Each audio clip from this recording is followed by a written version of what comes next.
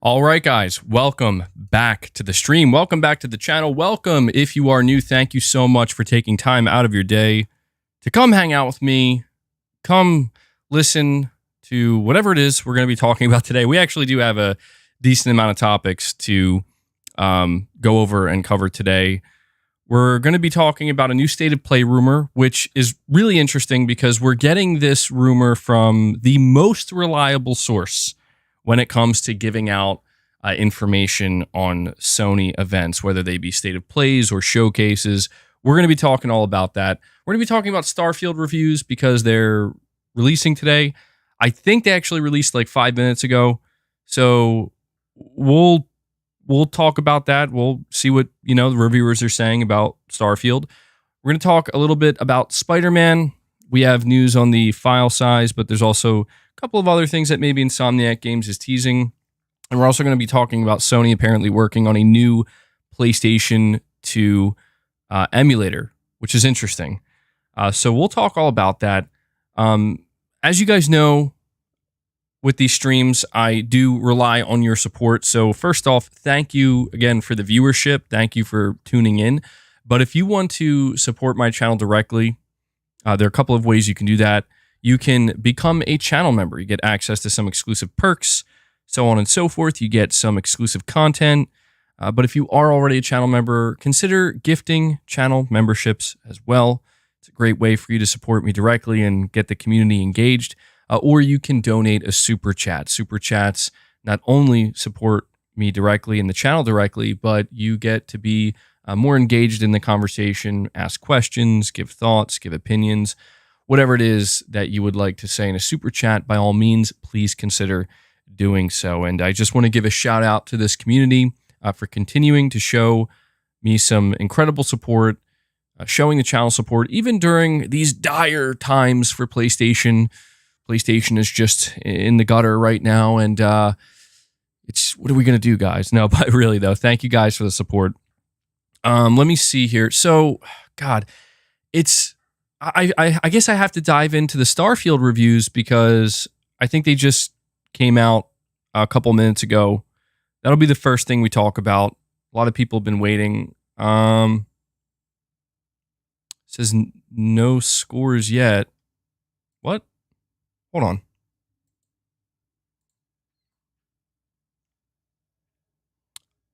I'm on Metacritic. It doesn't say there's a... Am I missing something here? Maybe I'll have to go to Twitter, I guess, to see. Let me see here. Go to Twitter.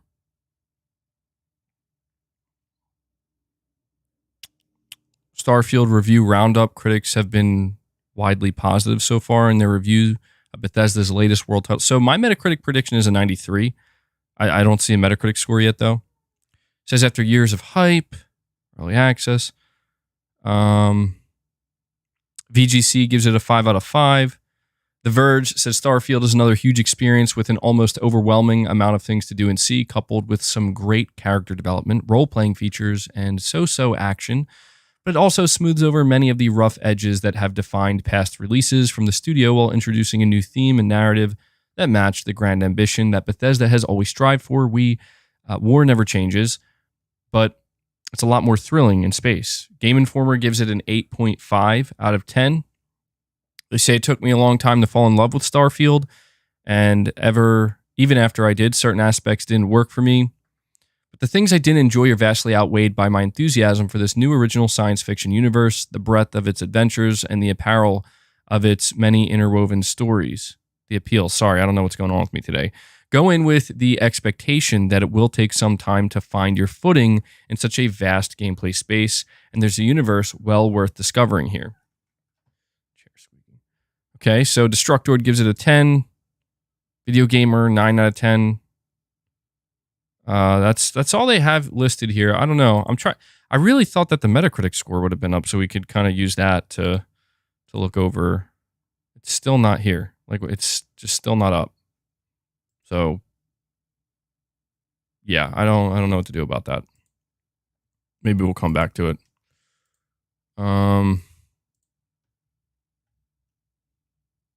IGN gives Starfield a 7 out of 10.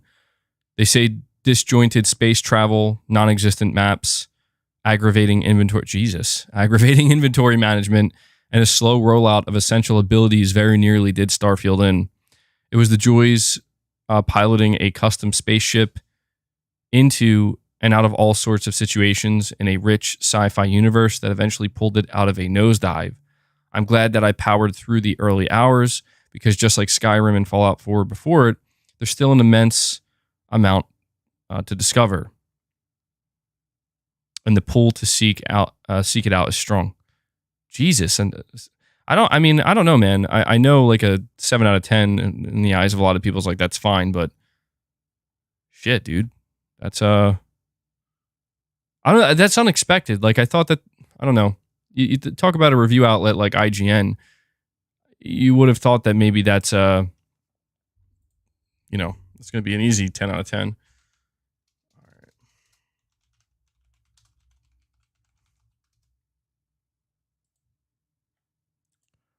It's still not up.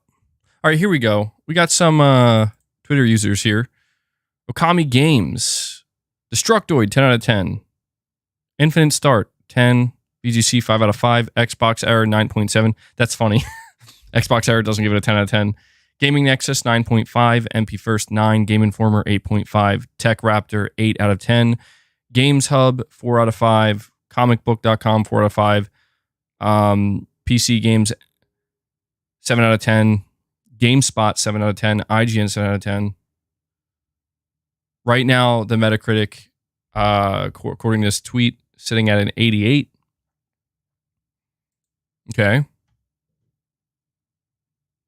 little bit more divisive than I expected, truthfully. Like, again, I'm both GameSpot and IGN gave it a 7 out of 10. Damn. That's rough.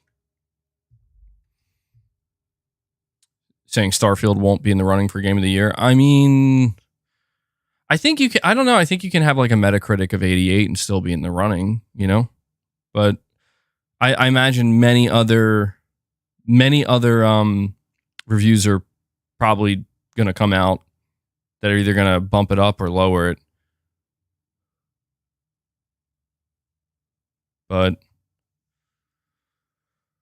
well, geez. All right. I thought there was going to be more conversation to be had here.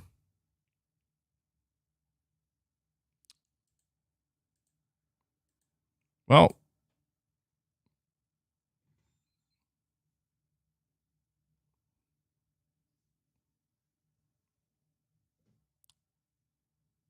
press start, Silicon Era, Shack News. Well, what do you guys think so far? I mean, are you surprised? Leo, you're saying you're shocked. Saying you don't trust IGN and GameSpot. Yeah, I mean, I'm not sure who does. PS Gamer says shocking. Saying about as expected. I don't know. Like, it's hard for me to say anything right now, personally, because saying Starfield didn't get the must-play sticker. It's hard for me to say because it's clear that there's still a ton of reviews that are not out yet.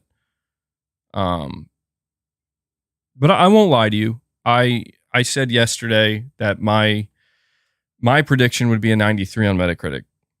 I mean, people are hyping this game up like it's the second coming of Christ. So it's like it has to be like a, people have talked about Metacritic, like, or not Metacritic, like Starfield.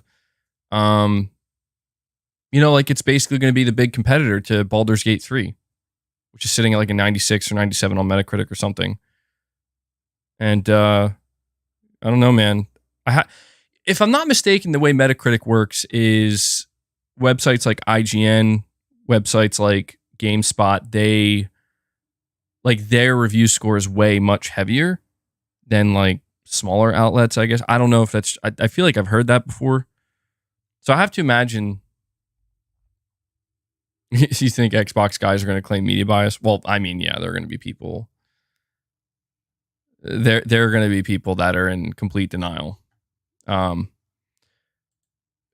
know, it's one of these things where it's like, if it was sitting at, I don't know, like if IGN and GameSpot gave it a 10 out of 10, it'd be like, hell yeah, 10 out of 10. But they gave it a 7, so it's like, what?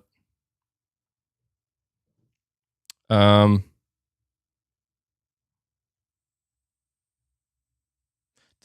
any YouTube reviewers like ACG or SkillUp, have any of them put out their reviews? Kind of curious. Let's see. ACG, have you put out your review? You did.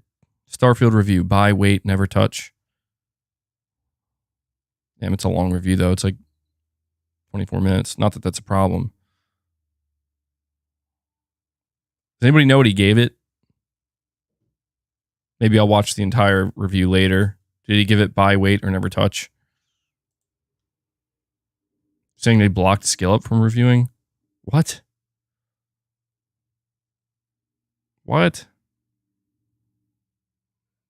How the fuck did SkillUp not get a code?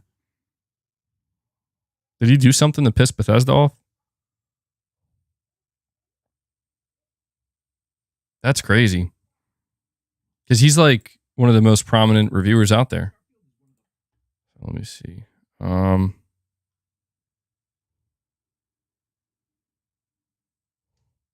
He's, you know, maybe we'll listen to this for a moment. It says the review has been an absolute roller coaster, and it's only been 1 minute. Let's hear the first minute. Let me make sure this is turned up. All right, let me.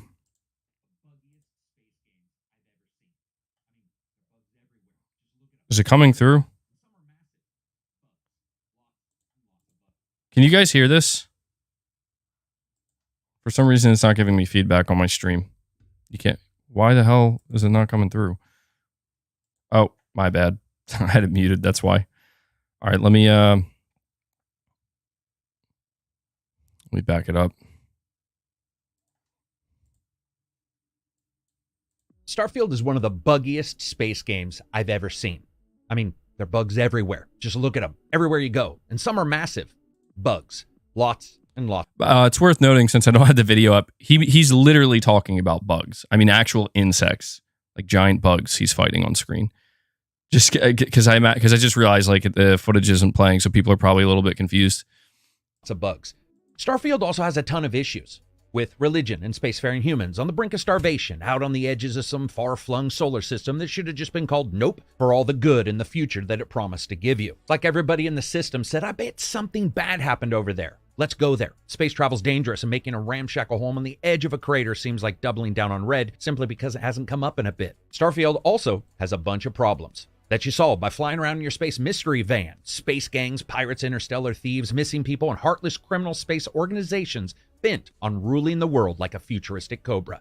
Starfield from Bethesda comes out very soon. Subscribe because you know you want to join me. The game opens up, well, it opens up sort of poorly, to be honest. A starting that has you as a miner hanging out with other dusters in the center of a rock somewhere, picking apart other rocks, teaching you the basic systems until something goes wrong. This is easily the slowest and long tail way that I've ever seen a Bethesda game open. If I said it makes sense, would that explain it all? No, but that's all you're going to get due to spoilers. At first questionable and later answering questions, let's just say that Starfield's opening is more important than it lets on and less impactful than the game probably deserves. Is this ACG? Yeah, this is ACG. And with all Bethesda games, you deserve a good character creator, and you get... You're saying ACG gave it a must buy? Okay. Yeah, I'm still waiting for the Metacritic here.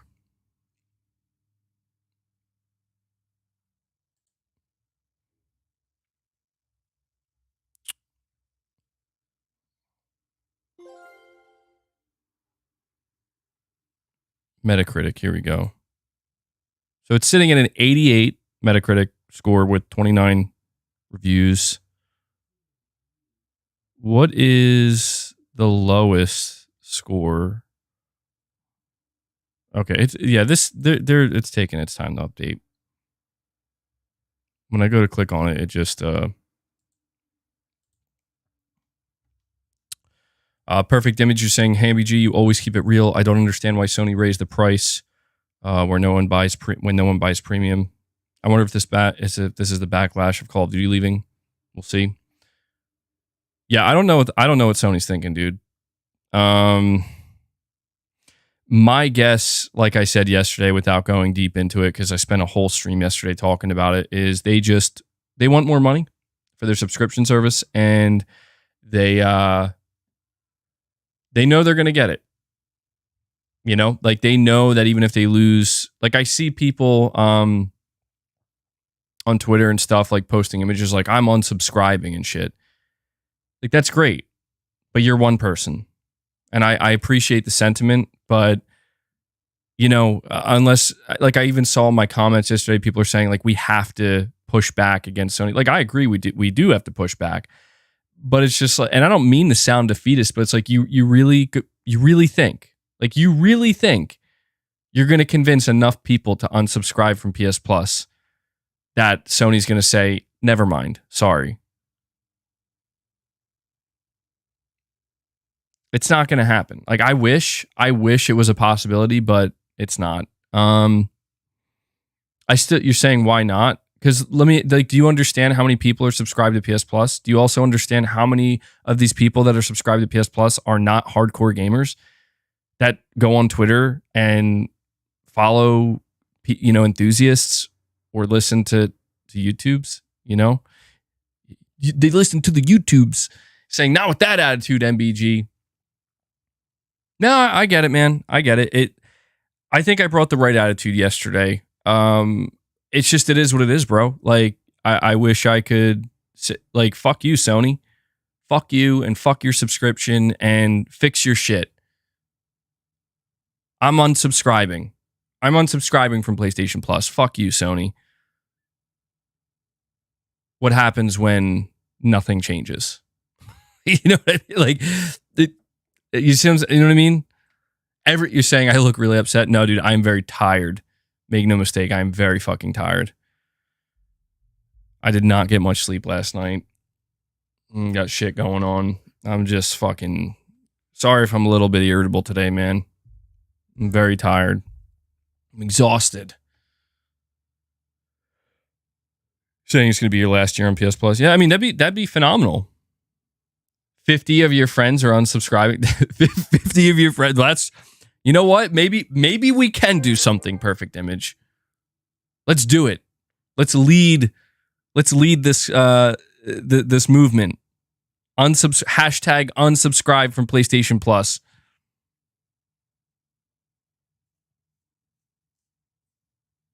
PS Gamer, thank you for the super chats, man. You're saying, imagine you pay almost $7 billion to get Starfield and Redfall. Jim Ryan was right. Sony was right. PlayStation will be fine, more than just fine.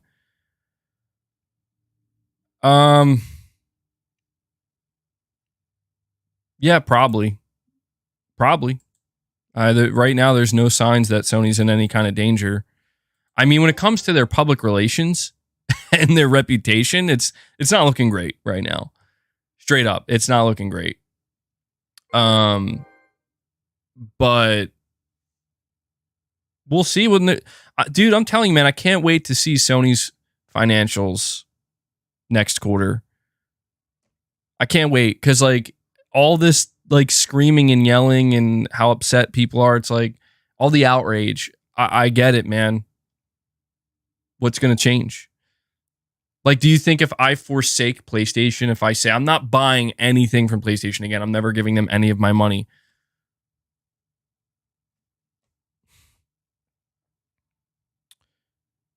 Saying on Reddit, there seems to be a lot of people unsubbing as well. Yeah, no, I get that, but I'm look, I do believe there are people who are going to unsubscribe, like sincerely, like they're done. I have to remind people that this is the internet.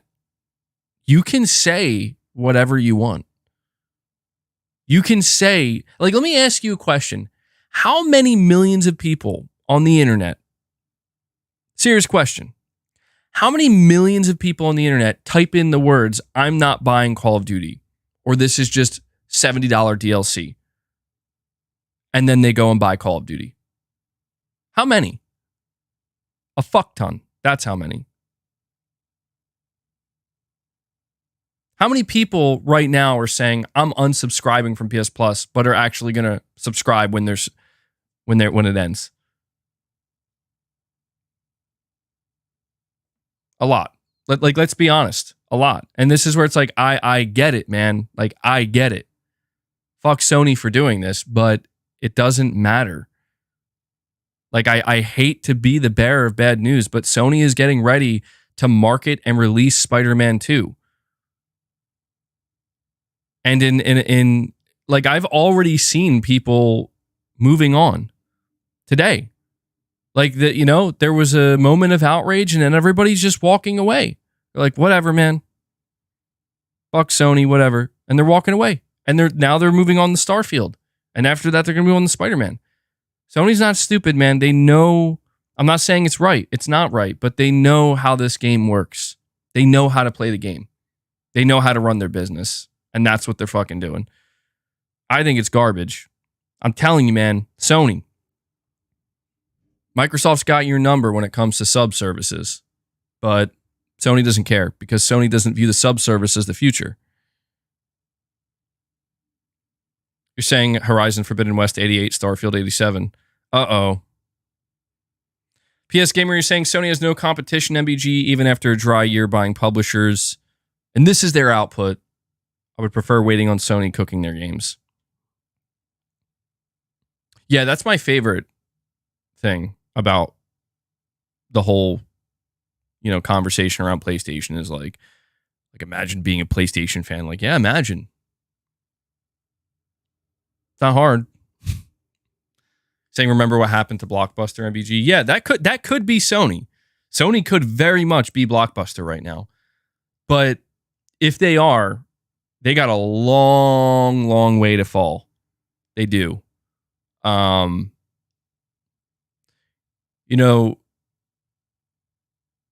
Right now, the market is literally telling Sony that you're doing it right.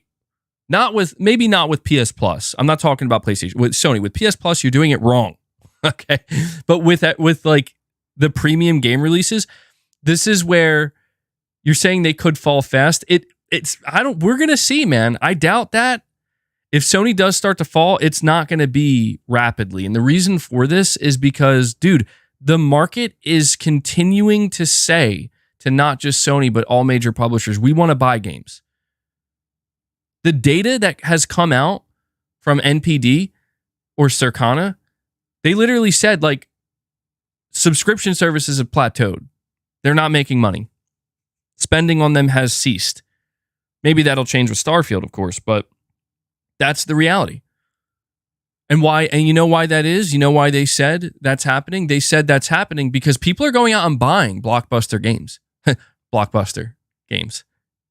That's why. They're buying them at full price. And people are not stopping. People might say, well, they're buying them at full price because they have no choice. You're right. They do, actually. They can wait for the price to fall or for it to eventually go to a subservice, but they're not waiting. They're going out there and they're buying it at full price. So do we have to send the message to them? We need to stop buying games at full price because we got to send the message to Sony and these publishers. You got to start putting your games in their services. Good luck with that. Good luck with that. Remember the Hogwarts Legacy boycott? Yeah, good luck. The market will speak. The market will speak much louder in terms of money, in terms of actual spending. That's the thing, man. You have to think of the language that these companies speak. They speak the language of money. They look at the numbers. Saying terrible attitude.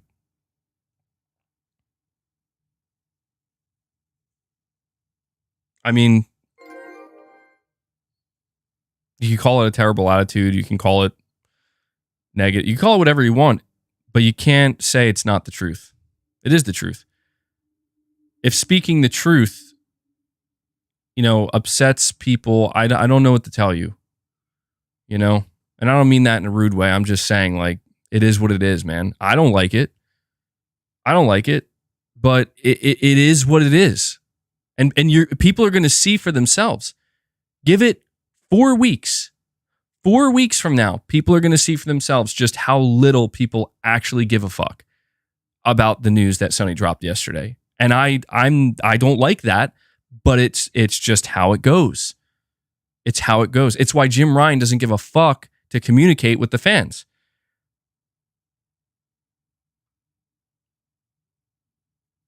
Because they know how it goes. So,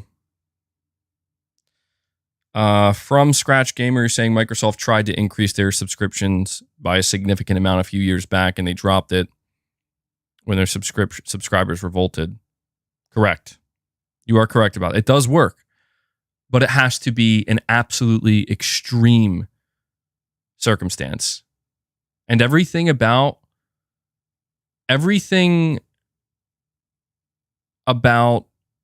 what Microsoft did when they were like, we're going to double the price of live, that was an extreme, that is as extreme as it gets, like just straight up doubling the price out of nowhere. So the reaction they got was just as extreme.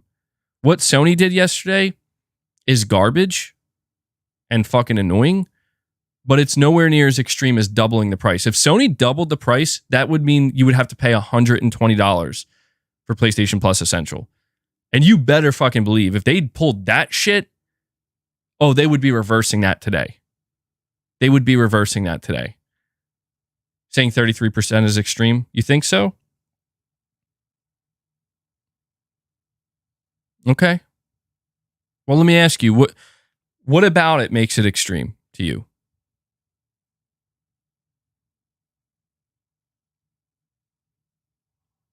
No, I'm actually serious. I'm curious. What about it like makes it come off as extreme?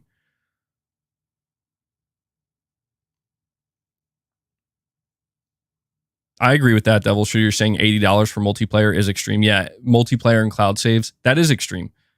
Absolutely.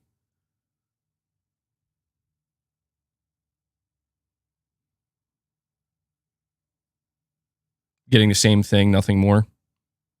Yeah. Yeah, no. It's okay, well, let me ask you though.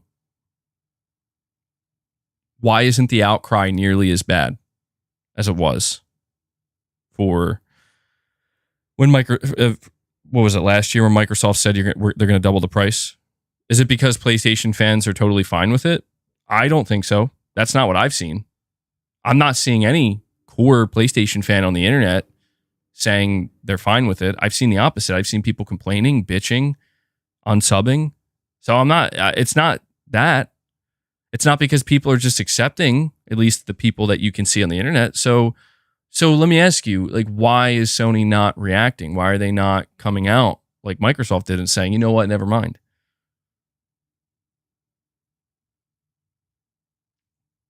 And I'm asking that seriously. I know maybe I have this tone in my voice where I'm making it sound like I'm going to tell you why. I don't know why.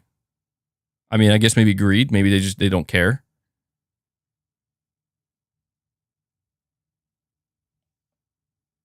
MBG, did your dog die today? Joke's on you. I don't have a dog. No, dude, I have a big ass cup of coffee next to me because I'm fucking tired, man. I'm tired. I think yesterday's stream took a lot out of me. Truthfully, it took a lot out of me, bro. Saying they're the market leader, they don't have to do anything. There you go. To me, that's the only logical answer here.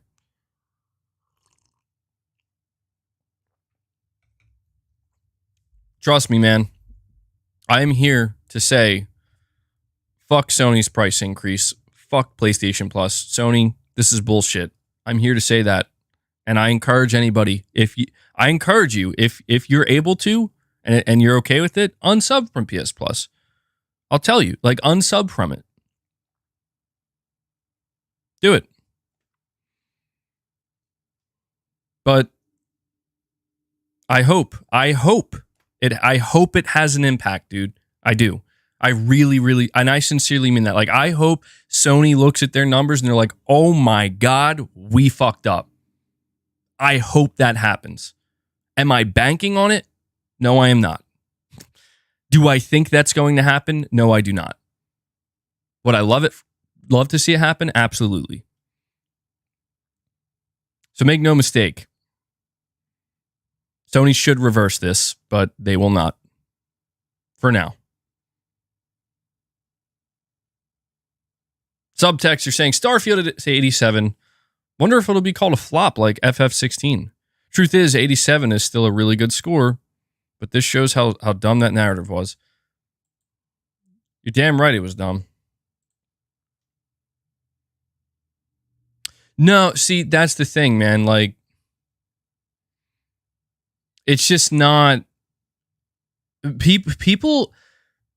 You're gonna see dumbasses that have spent time shitting on Final Fantasy 16, shitting on Horizon Forbidden West because it wasn't a 90.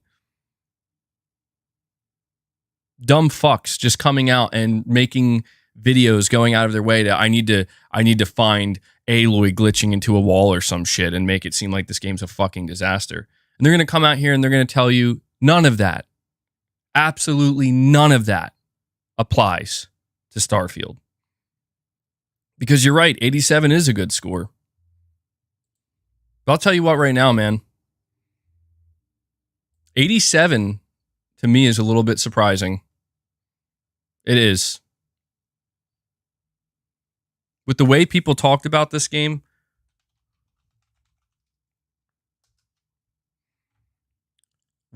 how come I still can't see the Metacritic review or the actual score? Like, I keep going to their website and it's just not there.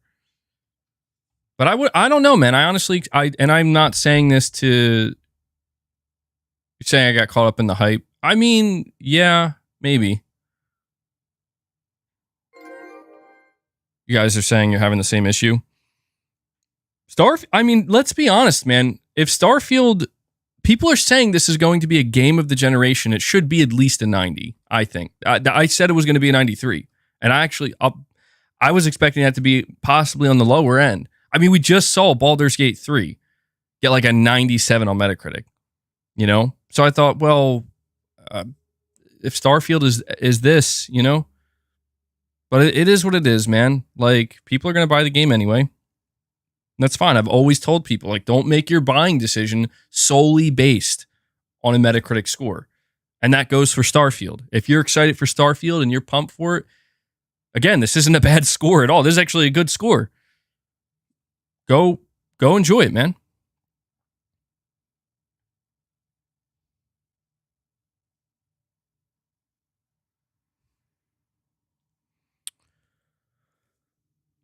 But yeah, man, I hope we see that same energy.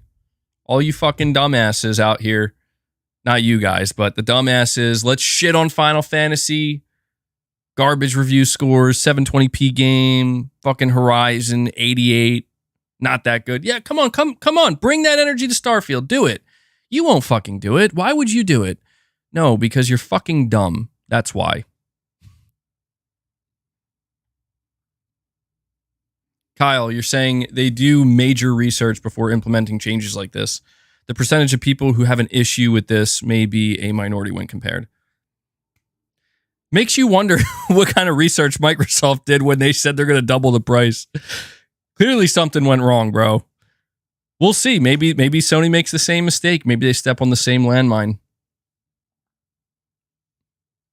Saying, dude, you are so toxic. I'm toxic? Get the fuck out of here, bro. Like, get the fuck out of here. Don't come to me with that bullshit. Don't come to me with that bullshit.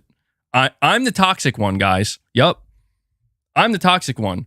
Where I have multiple clips of myself loaded, ready to go, with all the positive things I've said about Starfield and Microsoft that no motherfucker will clip.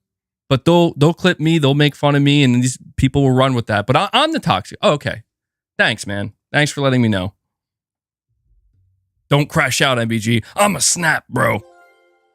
No, this is... Dude, you can tell I'm... Can you tell I'm irritable? Can you tell I didn't get enough sleep? Can you tell? I'm sorry, man. But it's just the way it is sometimes, dude.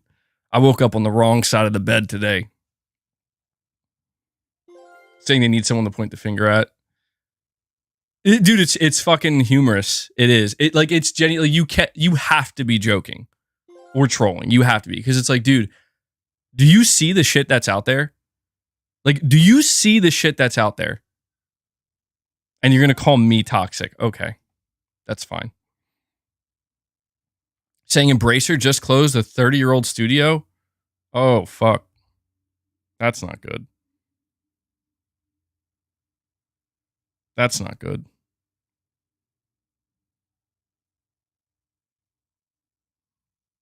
I'm not shocked, man. Embracer really screwed up. They really screwed up, dude. They just bought and bought and bought. And they were like, we're just going to make all the games in the world. We're going to have all the studios and all the developers. And it's like, is this sustainable? It's like no one stopped at Embracer Group to ask the question, is this even remotely sustainable? And they crashed and they burned, and now people are going to pay the price. Unfortunately, studios, developers. Embracer Group is actually a prime example of why we have to be very cautious, and the industry should be very cautious about rapid consolidation. Yeah, that sucks, dude. A lot of studios are going to just evaporate. But yeah, Kyle, what you said, man, totally true. And sorry, man, Laughing Man 923 coming in, dropping 5 membership gifts. Big shout out to you, Laughing Man 923. Thank you. Really appreciate the support, dude. Sorry if I'm being a little bit negative today, a little bit irritable, but I really do appreciate the support, man. We're going to heal the Let me get that counter up.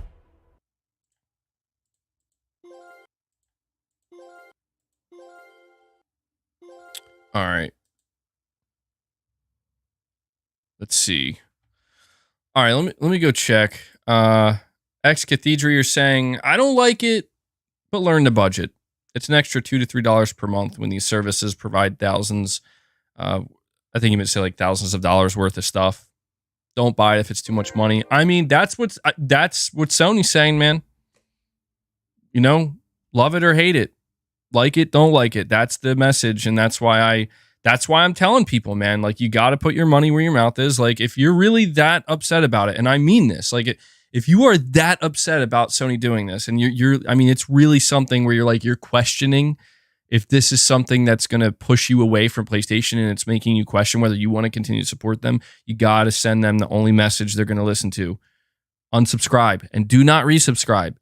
That's the only message. But just don't be shocked. And this is the only thing I'm trying to tell people. Because I mean it. Do not be shocked if you make that decision. Like, I'm unsubscribing. They're not getting my money. Don't be shocked if nothing changes. And the only thing that changes is you no longer have access to PlayStation Plus. That could very well be what happens. And that's actually more likely what's going to happen. So you just have to, everybody's got to make their decision. You know. You're saying, please watch the Digital Foundry video. Oh my God, nothing near stable 30 FPS. Dropping to 0 FPS? That has to be a lie, bro. Dropping to 0 FPS. Straight up freezing? Oh, man. Maybe we'll go check it out. Lamin, you're saying, MBG, what do you think of the rumor that about the Order 1886 sequel? Also, you should play Atomic Heart. Russian Bioshock. Lastly, God bless your family. Thank you so much for that, man. God bless yours as well. I don't think we're getting a sequel. I've heard those rumors, but the studio that made it is long gone. Doesn't even exist. Well, I mean, I think they're under Meta now. He's saying it's at the 9-minute 52-second mark. I would love a sequel to the Order 1886, but we're not going to get that, bro. Yeah, I don't believe it. I would love it though. Sony, come on, make it happen. And Atomic Heart, yeah, I don't know about Atomic Heart, man. I'll be honest, I don't have much interest in it, but I heard it's pretty good. Perfect Image, you're saying what Kyle said doesn't make sense for a parent.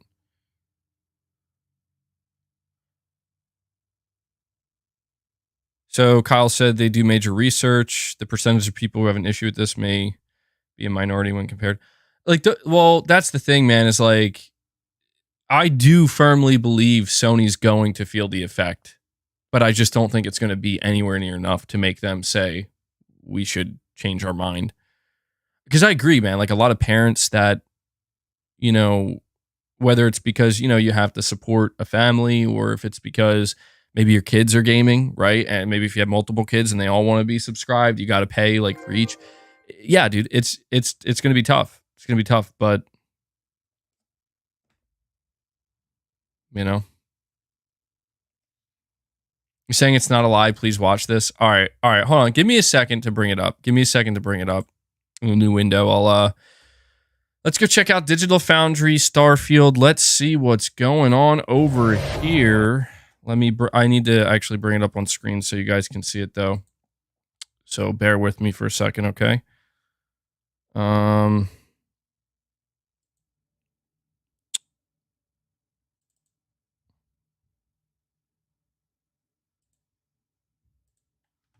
right.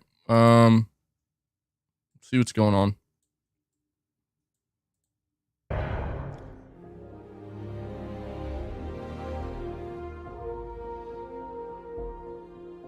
Expectations are enormous for Bethesda's latest title, Starfield. It promises a galaxy-spanning adventure with a wealth of content and hundreds of planets to explore. Few games come anywhere near this kind of scope, and fewer still come with the high level of content quality and gameplay flexibility that Bethesda do all the venting you need, MBG. But that's not to say there I'm gonna haven't vent. been concerns. You're all gonna hear it. Top of mind are technical worries, with prospective players perturbed by the potential for bugs and framerate hiccups. Bethesda's prior console efforts haven't always arrived in stable form, 952, and those games were orders of magnitude smaller than Starfield. So today we'll be taking a first look at Starfield, evaluating its basic technical makeup on Xbox Series X and S, with a more in-depth look at its graphics technology, arriving in the coming days from John, alongside Alex's review of the PC release. So can Starfield hold up alright on its console platforms of choice? And how does the Series S fare relative to its more powerful sibling?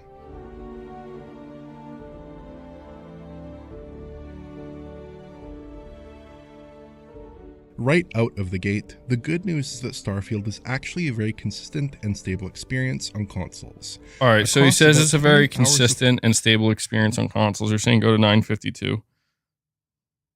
All right. in my experience, which makes sense as it is the largest city area available in Starfield. I also recorded a couple of 1-second pauses, once on both Xbox consoles. 0 frames per while second, traversing confirmed. This area of the new Atlanta Oh my spaceport. god, look at that. It was pretty egregious. That's funny. But this was the You weren't absolute kidding, dude. worst I saw during my time with Starfield. So Starfield performs well enough, especially judged Well, by you the know, standards it's of Bethesda's prior okay. efforts. I mean, Outside of occasional issues in cities, the game delivers a very solid 30 FPS update. very solid That 30 30 FPS. FPS frame rate target is probably going to earn a bit of ire from players, but given the complexity of the world as well as the CPU-heavy performance profile of the PC version, I think the 30 FPS target is totally understandable. The motion blur also helps to smooth out the 30 FPS update to some degree, and renders with a high sample count and no apparent artifacting. I do wish that there was an option to lengthen the virtual shutter speed a bit though for a more pronounced effect, as the blur tends to be a bit Alright. subtle at the So it moment. sounds like it's not And that for bad, those but who that was don't pretty funny. I thought you were... faction Yeah, that's what I was class thinking. I was like, if you say 0 FPS, bro, that has to be a straight up like stutter or freeze or something like that. But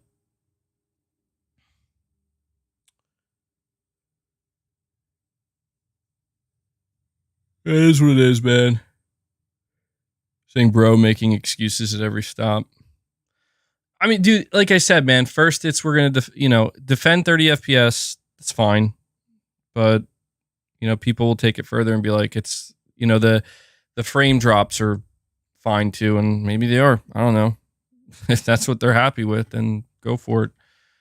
Go for it, man.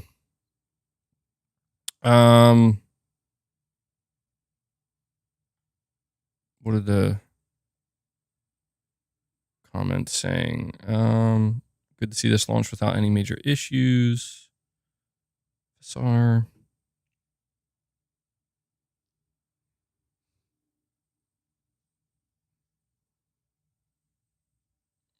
Well, everybody seems to be fine with it, so more power to them, man. More power to him. All right. That is some triple A greatness. Is the Metacritic working yet? Holy shit, I am tired. All right, let's see.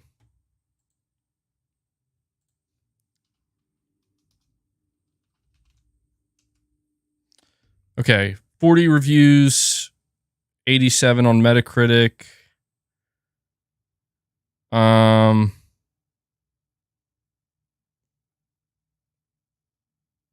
Holy shit. Mirror Station gave it a 58. Starfield is far from meeting the expectation it has generated over the years. I bet you Bethesda's sitting there thinking to themselves, we shouldn't have gave those fuckers a review code. Giving us a 58. The fuck, bro?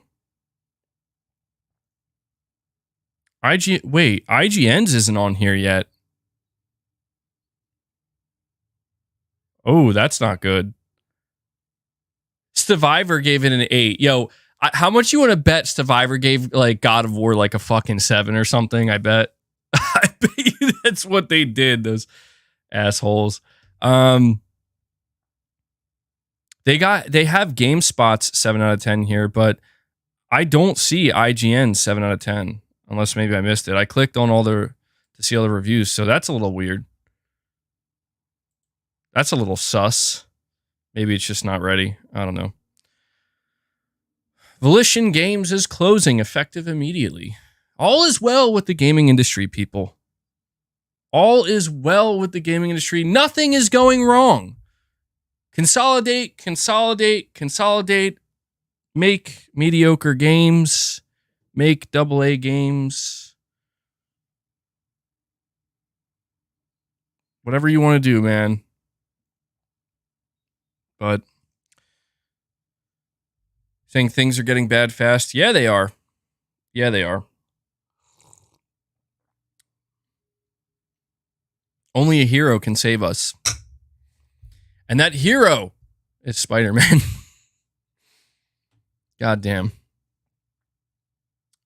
Yeah, charge $70 for broken games. What's the consensus on Starfield? It's pretty good. That seems to be the consensus.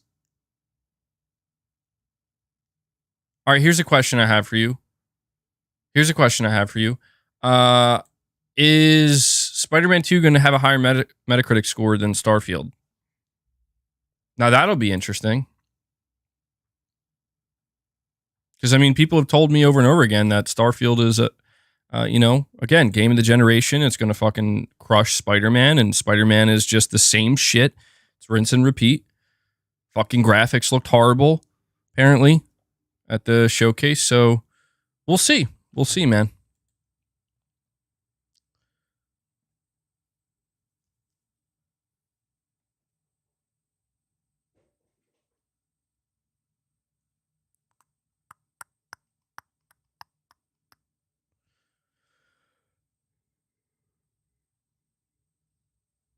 You know what? Hold on. I forgot to do one last thing. All right. So let me see. We got Game Rant 10 out of 10 Starfield. Starfield delivers on everything it promised and then some. It's the ultimate sci-fi game, giving players an incomprehensibly massive world to explore and letting them play however they want.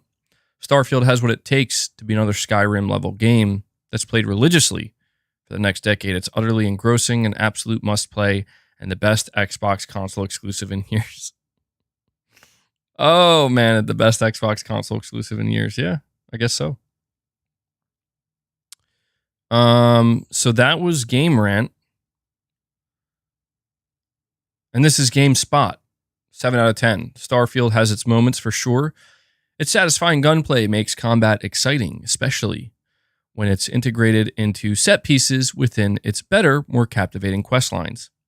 And although limited in its conception of space exploration, there's a novelty in poking around the galaxy to see star systems up close and personal, and occasionally finding side content worth chasing.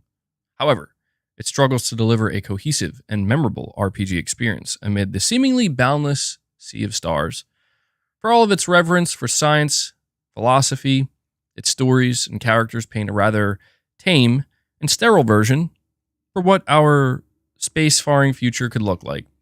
When you strip Starfield down to its essentials, it relies on a tried and true but well-tread formula while missing some of the depth of the game that came before it. Starfield is a game more concerned with quantity than quality. And leaves the experience at a surface level. Holy fuck.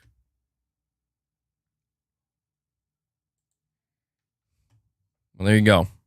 You got a 10 out of 10, you got a 7 out of 10, and somehow there's a 58. There's a 58 just sprinkled in there somewhere by a site or a no-name whatever. Saying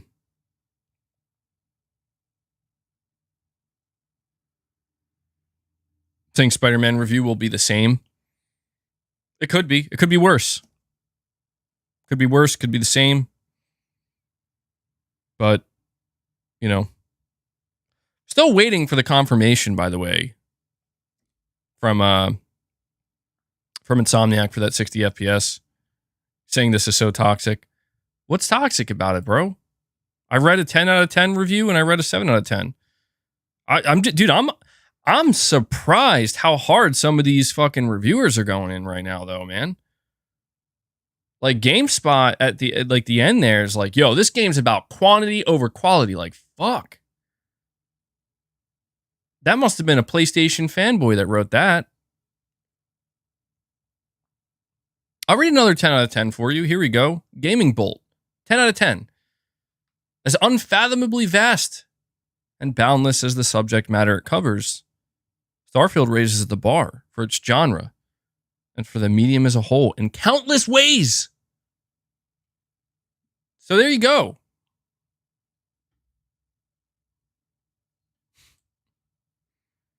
It just went from 44 critic reviews to now 40. What is happening with this website right now?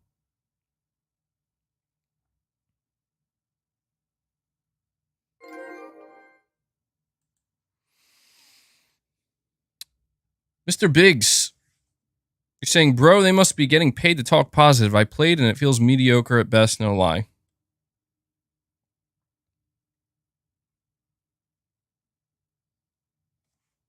I mean, there are definitely going to be people who don't enjoy it as much as, you know, people talked about.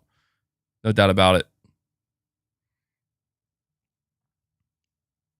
Andrew, you're saying Starfield and Baldur's Gate 3 release on my birthday. Can't wait. Damn, that's a struggle, man. If you want to play both of those games, that's a struggle. In the same day, good luck. More power to you, Andrew. And happy birthday, man. Well, giving that to you early, but...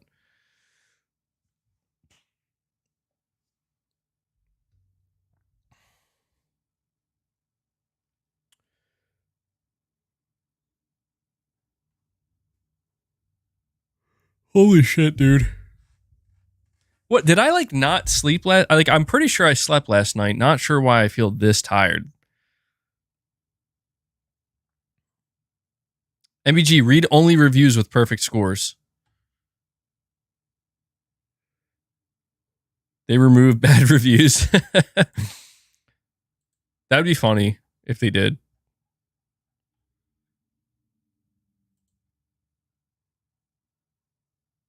It still says it has 40 critic reviews for me. So, yeah.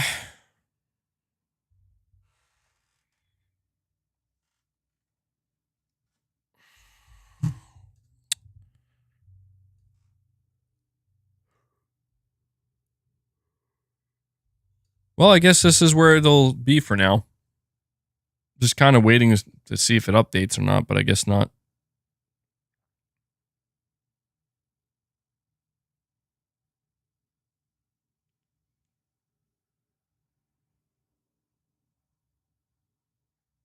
Well, you know, good for Xbox, man.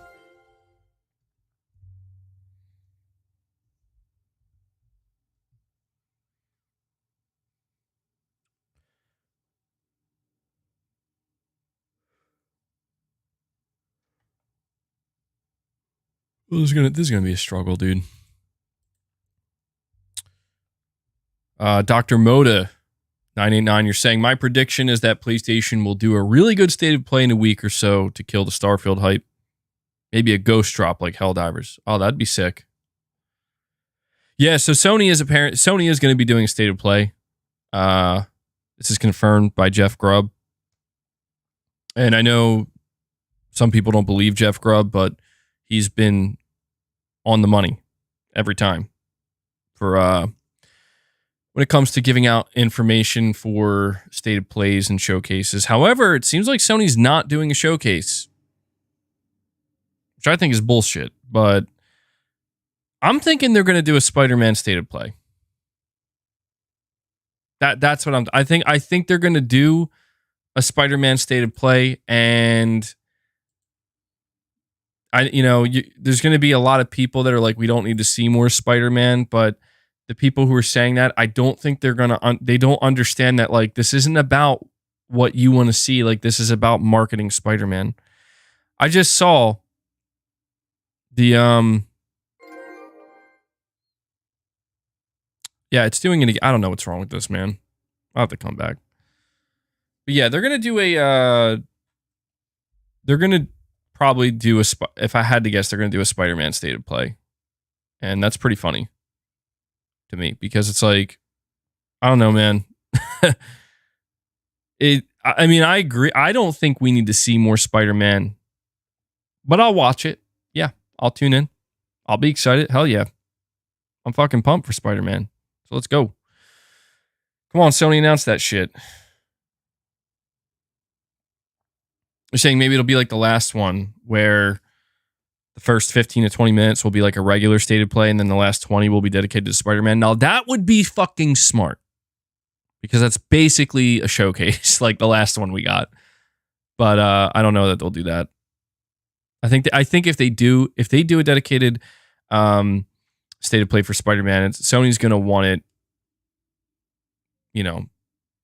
They're gonna want it to just be the main focus. Like, they want all eyes on Spider-Man.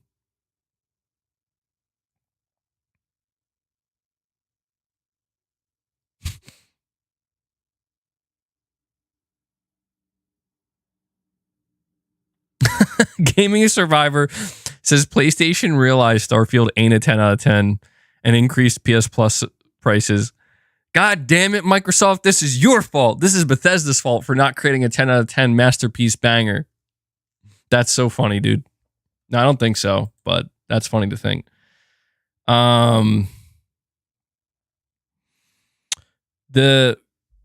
Batosai says, I hate that for every issue we get a moron trying to deflect any negatives or say, well, what about Sony? I hate these gamers. Yeah, fuck them, bro. Fuck all of them. Bunch of clowns out here. You got basically two options, right? Either be a fucking hypocrite or be a piece of shit. If you be a piece of shit and you decide, you know what? I don't have any fucking morals. I'm just a douchebag. So I'm going to say whatever I want. You can't fucking cancel me. That's fine. That's viable. Go ahead. Do it. It's true. You stoop as low as you can go. No one's going to touch you. I mean, literally no one. But at the same time, like, people, or they're like, hey, I got something to lose here, man.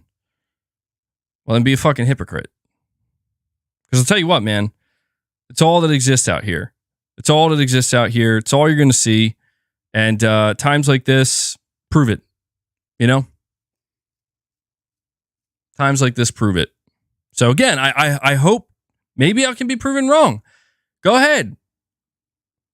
All the people that posted clips about Final Fantasy and shit, go post it on Starfield. Keep that energy, man. From where I'm sitting, Starfield seems fine. It's exactly what they showed. Like this, everything I've seen in these reviews so far, and it's exactly what they've shown. So I think Starfield is one of these games, just like most others, where it's like, do you really need reviews to tell you if you want to play it or not? Yeah, it's not a 93. It's not even a 90. Right now, it's an 87. That sounds fine to me. So if you were excited for Starfield, sounds like you're going to be fine. The only people that look like fucking idiots right now are the people that are like, this is going to be a fucking masterpiece, once in a generation, once in a lifetime game. Like, okay, sure, if you say so, that's fine. Maybe it is for you, but I don't know, man. People told me to fucking temper my expectations for God of War Ragnarok. People told me God of War Ragnarok was fucking DLC. Last I checked, God of War Ragnarok's sitting at a 94, and I'm like, okay, well, I don't need a fucking review score to know that I'm going to enjoy God of War Ragnarok. That shit could have came in at an 82. I still would have bought it day one and enjoyed it just as fucking much. You see what I'm saying? Like, the point is, fuck the reviews. Who gives a shit about the reviews? But the reviews, time and time again, make people look like fucking morons. Case in point. So, why are you going into this? It seems unnecessary. Let me ask you something. Is there anything I talk about on my channel that's actually necessary? I mean, really, think about it. Like, is there anything I talk about that's truly necessary? I mean, we could ask the question, is there anything we discuss throughout our daily lives that's truly necessary to discuss? Well, maybe. 99% of the shit people choose to discuss turns out it's not necessary. And that's why people move on. And that's why people don't care. Because we all realize at the end of the day that it's all a bunch of nonsense, somewhat unnecessary, mostly unnecessary. But we like it. We all like it. We all like to talk. We like to talk positive. We like to talk negative. It's what we do. It's what we do. You know, there are some people that go to like the monastery and stuff and they go to become monks and they don't talk, bro. That's some crazy shit. Like, they don't talk. They just stay silent. And I'm like, that's crazy. I don't know how people do it. I don't know how people do it, man.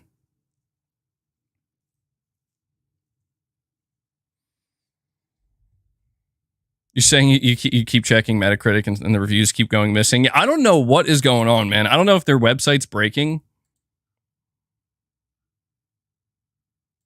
It still says 40 reviews for me. So in my past experience, this kind of happens with Metacritic where you got to wait a little while. You know, you got to wait a little while and it'll update or whatever.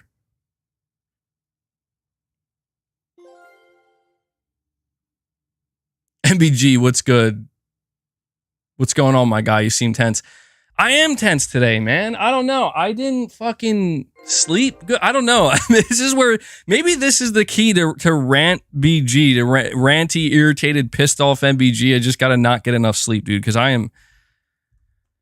don't know. It's just one of those days I woke up and I'm like, dude, why do I feel like I pulled an all-nighter? You know?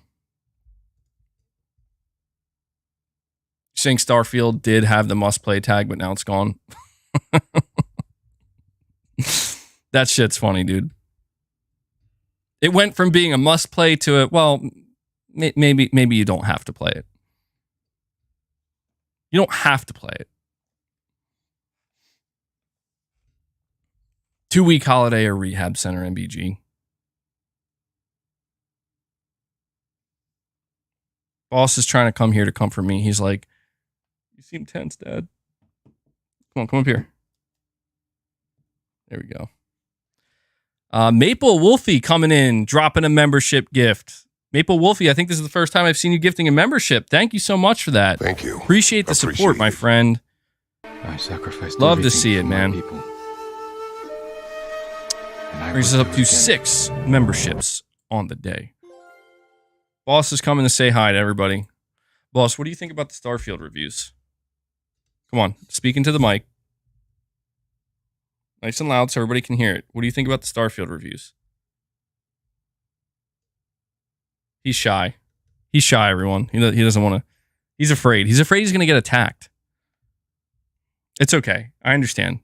I understand, boss. Sometimes the best thing to say is nothing, right? MBG, how are we doing today? The reviews seem to be all over the place. Yeah. They are pretty scattered, and I think that's what's a little surprising to me. Is I expected more cohesion here.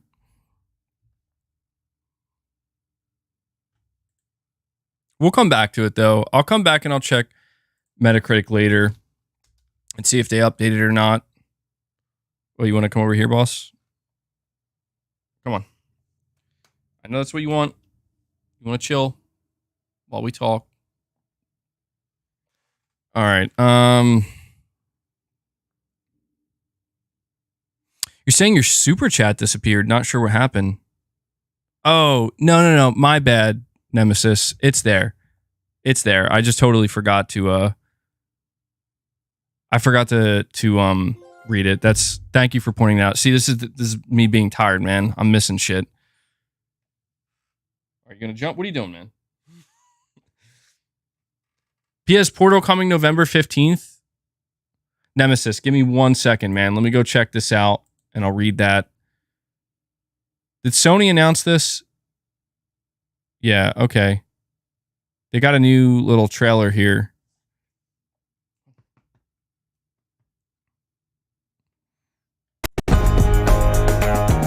November 15th. Pre-order now. I mean, there you go. You want the PlayStation Portal? November 15th. Nemesis, thank you for the super chat, my friend. You're saying Starfield being an 87 is not an issue, but when it's supposed to help save the Xbox brand, yeah, not good. On the other hand, Final Fantasy 16 is an 87 and I love it. Yeah, dude, I loved it too.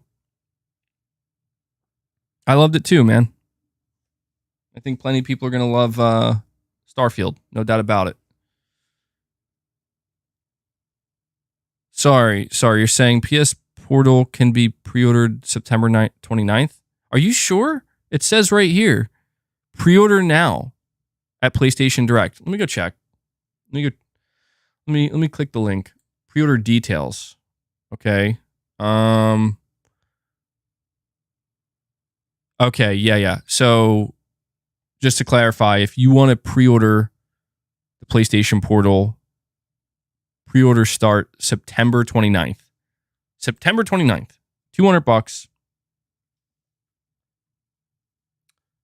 All right, now I have this all ass backwards. Let me just read it. PlayStation Portal Remote Player will launch in select markets on November 15th, 2023, and is now available for pre-order at PlayStation Direct in the US, UK, France, Germany, Austria, Belgium, Luxembourg, Netherlands, Italy, Spain, and Portugal. Starting on September 29th, the PlayStation Portal can be pre-ordered from other select retailers in these countries. Okay, so it's available for pre-order now at PlayStation Direct. Okay? But if you want to pre-order at any other retailer, you got to check back on the 29th. Skill Up says, didn't get a review code for Starfield, so no need to F5 the channel. Even with a few outlier scores, it's clear that Todd pulled it off and that Starfield is the game everyone hoped it would be. Congrats to BGS and Microsoft. Looking forward to playing it soon. Well, there you go. Pretty positive attitude to have.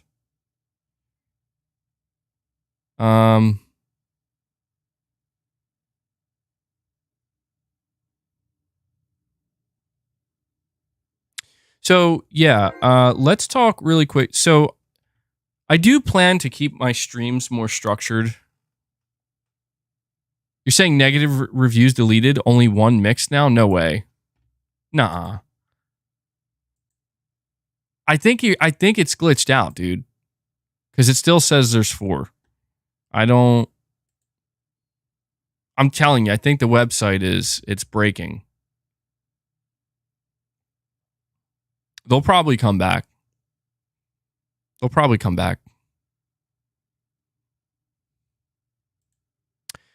IGN reviews 7 out of 10.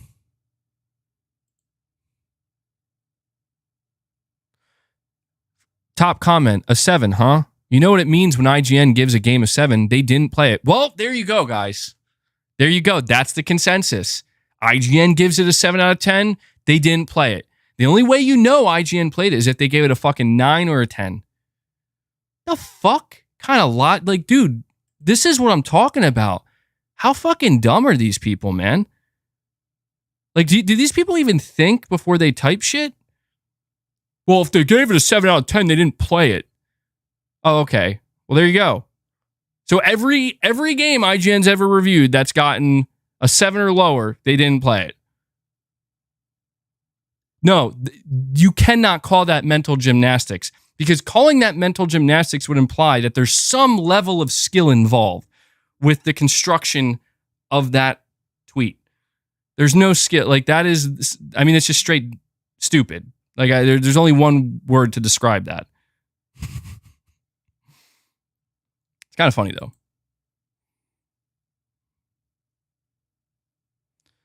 Somebody says, of course, shaking my head. Meanwhile, I will tell you their Spider-Man 2 review scored 10 out of 10. Dude, they're so mad, bro. They're so mad. IGN's getting in their head. They got paid by Sony. Oh my God. Okay, it's getting worse. The deeper I go, it's getting worse, bro. They got paid. Well, there we go. Now we know why. I'm glad that we have these people here on Twitter in the reply section to let us know what's really going on here.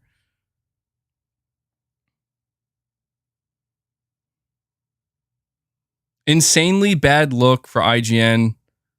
Spent the last 4 weeks not putting Xbox on their videos and had employees publicly bash it before launch. Oh my God. Dude, somebody's got to tell this guy. Somebody's got to tell this guy. You know, Ryan McCaffrey took a massive steaming dump on the PlayStation VR 2, right? And he works for IGN. So I don't know. It goes both ways, man. But I bet you he said nothing about it.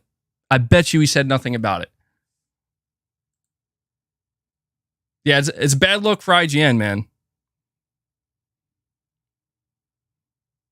Xbox must do something with the press. It's absolutely ridiculous how biased they are.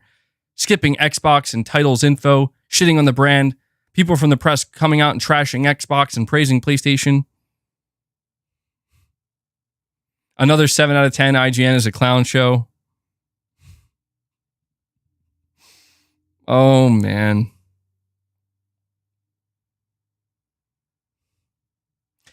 I just have one question.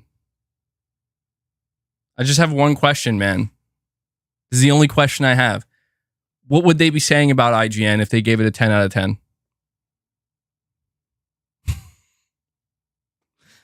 Are you fucking kidding me, dude? It's not surprising. It's not. I know I speak of it like, oh, it's so... It's not. It's to be expected. People are going to be upset.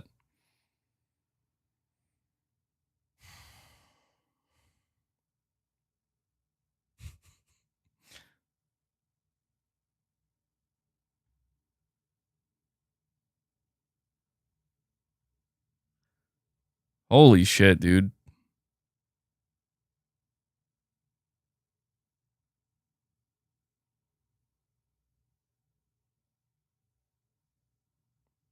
Yeah, let's go see what else. This is actually, I don't know, this is pretty funny. Let's go see what else is being said.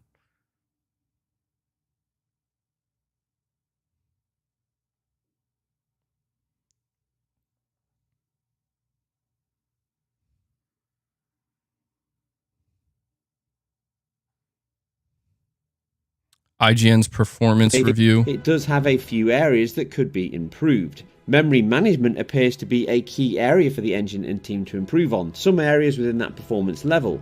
With a mix of procedural and tailored creation, assets and objects streaming in, such as when you land on planets being the most obvious but short-lived, causing 300 milliseconds at worst pauses as the data is loaded in ready to use. These are brief, and once loaded into RAM, normal service resumes. These also crop up during combat or exploration of bigger cities, causing brief stutter from time to time that can see the FPS into the mid. Didn't people... I just need to make sure I'm not fucking crazy here. Didn't everybody seemingly decimate Final Fantasy 16 for having this exact same problem? When you enter cities or, high traffic areas, the frame rate, and we're talking about a 60 FPS here, by the way, in the performance zone, drops and struggles. This game is locked at 30 frames, and experiences the same fucking issues. Where's the same energy? Non-existent. That's where. 20s at worst. Again, all short-lived and point to some areas of streaming 25 which were FPS. likely on a patch list for the team.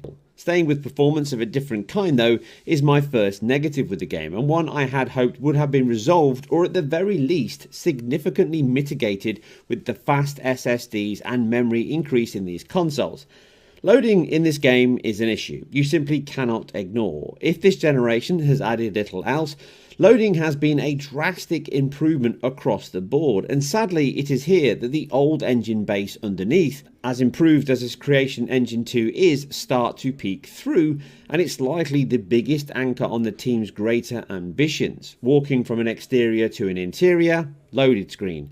Walk into your ship's cockpit, load. Go on a train, load. Lifts, shops, even travelling across planets on foot limit you within a bounding box from your ship.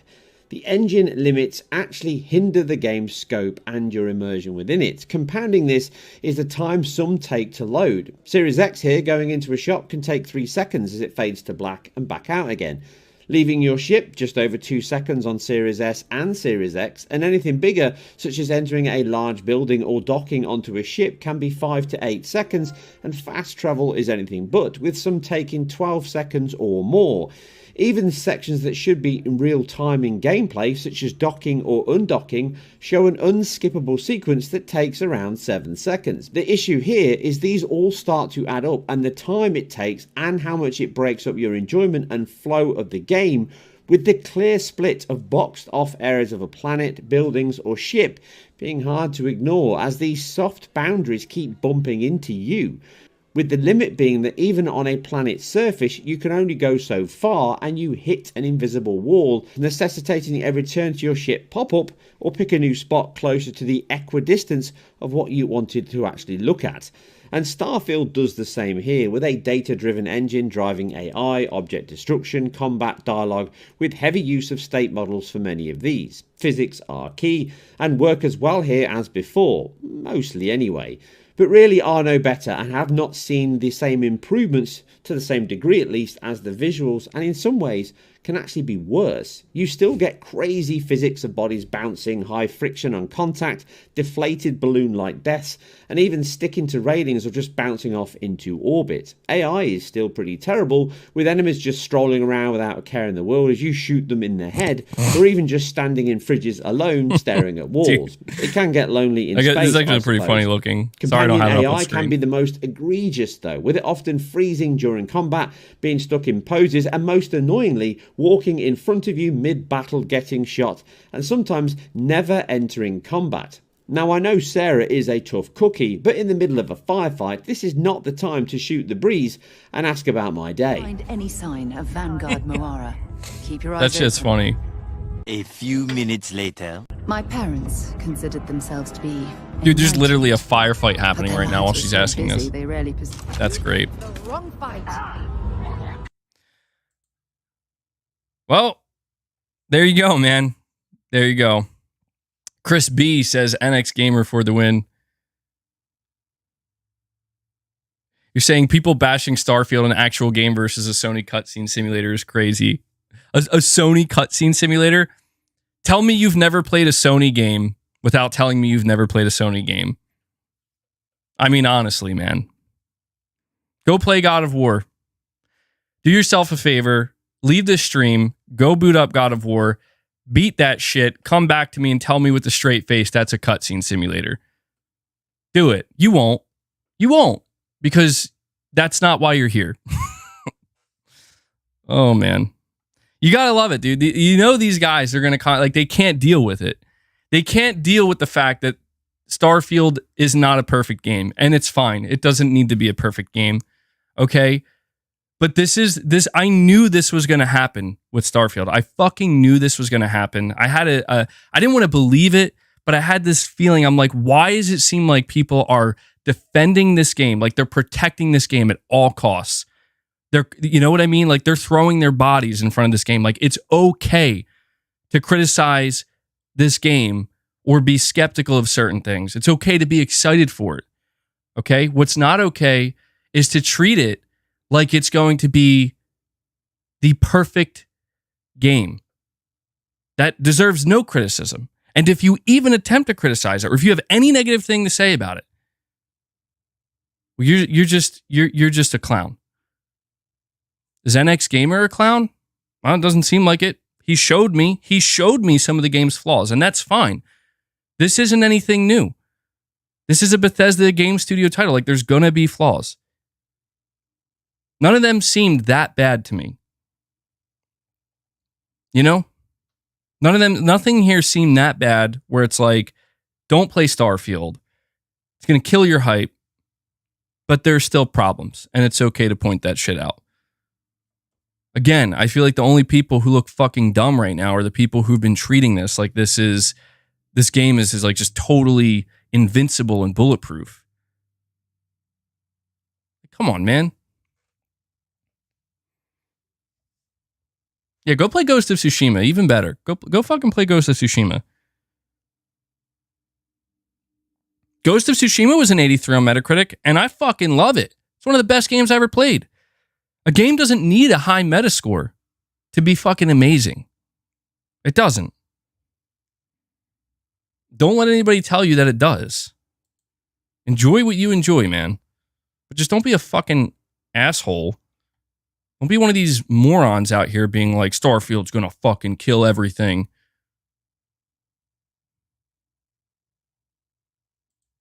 It's just a game, man. Like Spider-Man 2, right? Spider-Man 2 is going to be great. It's probably going to get great review scores. Even if it doesn't, who the fuck cares? But you know what? I'll tell you this. If Spider-Man 2 was capped at 30 frames per second on the PS5 and still had some issues where it would drop to 25 frames, 23 frames, some freezing, some horrifically bad AI, I would want to fucking know. Is it going to completely ruin my experience? Probably not, but it's going to reveal to me that, Insomniac, you're lacking here a little bit. I expect better from you.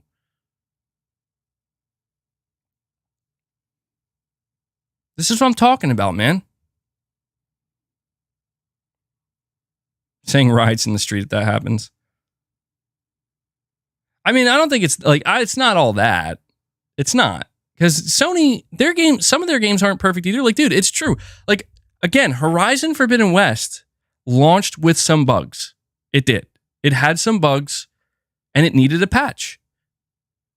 What you saw were dumbasses trying to do just that, where it's like, boycott this game, Horizon garbage West, game's broken. It's like, no.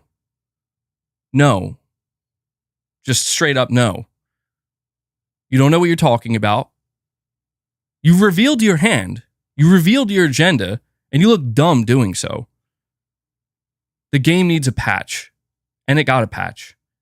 Turns out it's one of the better games out there that people enjoyed. Looks to me like Starfield might need a patch or two.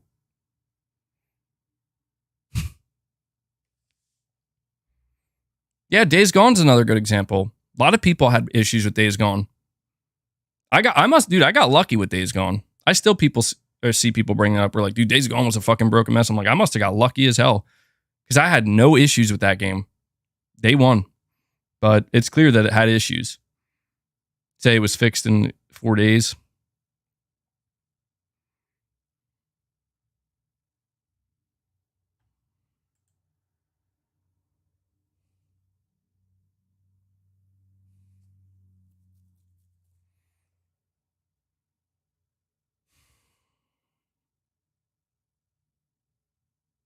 Dude, there's this guy. I'm not gonna call him out. It's not that serious, but he's posting all the he's like posting all the IGN reviews, but he just like randomly throws in the main IGN review, like IGN Japan gave it a 10 out of 10. But he'll just like kind of throw in like regular IGN, the one that everybody pays attention to. They gave it a 7 out of 10. Come on, man.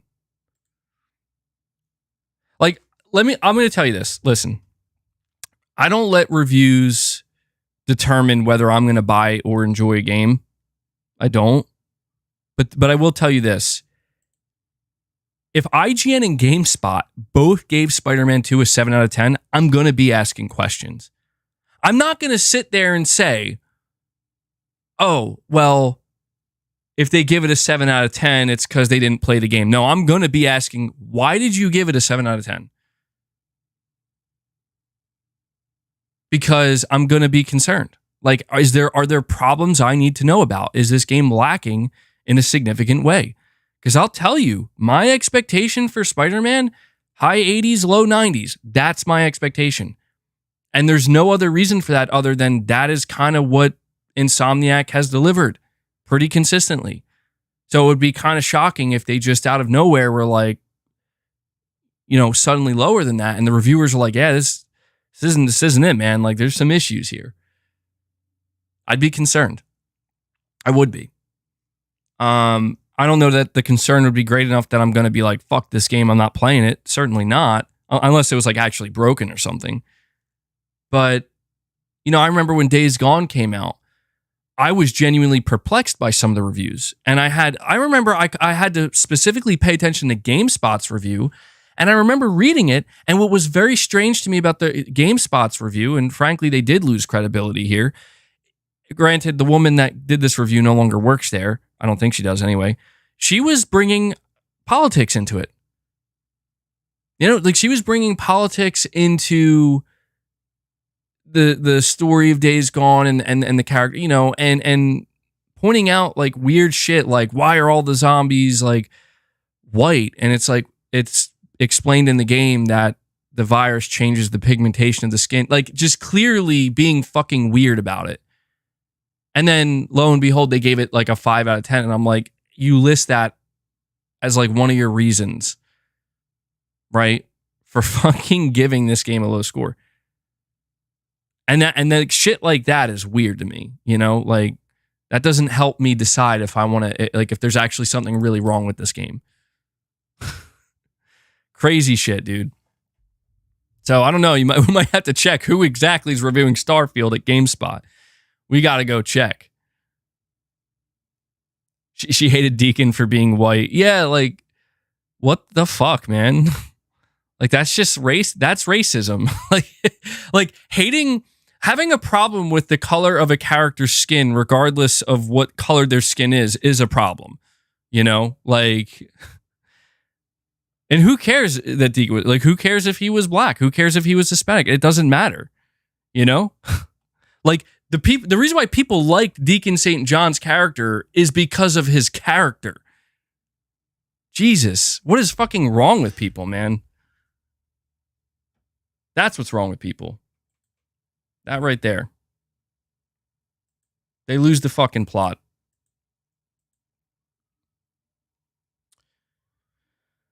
What else? What else we got here? Let's check the comments on GameSpot 7 out of 10 review.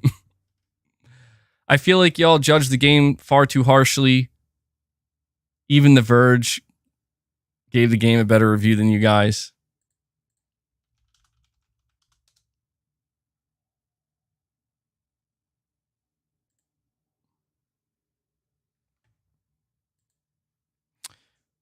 Another comment is you like IGN. Vomiting emoji. Here comes the mean comments because your opinion didn't match their hopes. Well said.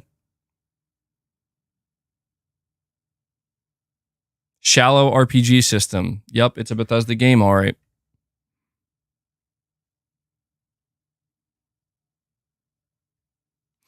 Dude, Xbox kids learning the difference between Bethesda hype and Bethesda reality, and it's the meme of the guy with the noose around his neck, smiling, saying first time.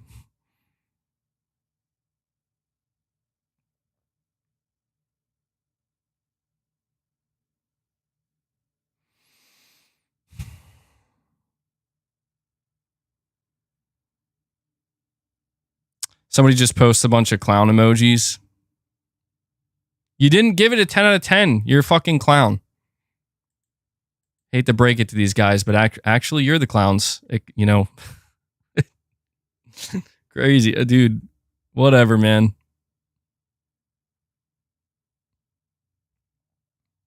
Whatever.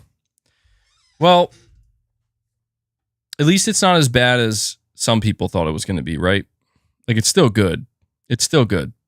Like, let's be honest here. There were some people that were convinced that this game was going to be a fucking disaster. I never thought it was going to be a disaster. I never thought it was going to be a disaster. I always thought Starfield was going to be just fine, and that's exactly what it is. Starfield is exactly what I thought it was. It's exactly what I thought it was. It's just fine. Yeah, it ain't no Redfall. That's for damn sure. That's for damn sure. So, go enjoy it, man. You know, I just hope that, you know, I just hope that this like calms people down a little bit. Humbles them just a little bit. Because shit's been getting really fucking annoying. Don't talk to me about fucking Starfield being a game of the generation, okay? Go play it. Go enjoy it. Am I going to play it someday? Fuck no, man. I'm just kidding. Maybe. I don't know. I don't really play Bethesda RPGs, so I'm just in this to see what the fuck people are saying, man. I've had to sit here and see people hype up Starfield in my fucking comment sections for weeks. You know? Saying, why do I seem irritated? Dude, it's because I'm tired, man. Sorry, man. I know that this is probably like one of the most irritable streams I've ever had. I was questioning whether I was going to stream today, but I was like, you know, it's the last day of the month. Fuck it. People shutting out IGN. They didn't give it a fucking 9 out of 10. They didn't play it. Why am I tired? I don't know. I went to sleep at a reasonable time last night. Maybe, I don't know. Maybe I just didn't get restful sleep. I do not know.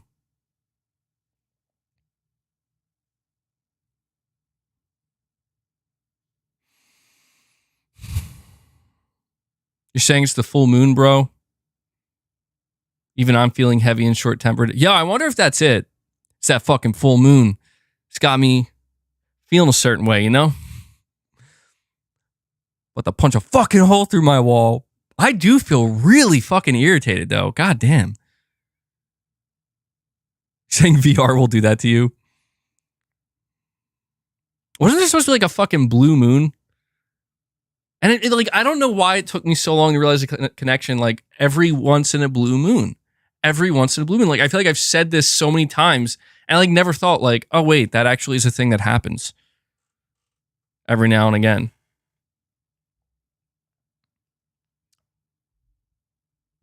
MBG, don't be mad. Starfield got an 87. It's still good. No, it needed a 93. It needed a 93. My name is Muddy. You're saying, ABG, go watch Maddie Plays and ACG's review. I'm not going to watch Maddie Plays just because, you know, like I don't know. I'm sure he seems like a Bethesda diehard. I don't know. I have no problem with Maddie Plays. Same reason I'm not going to watch ACG's review, at least not right now. You know, like look, man, Starfield is a good game. It's probably a very good game. Okay? Starfield is going to be a game of the year for many people who play it. I'm not saying that there's anything wrong with that.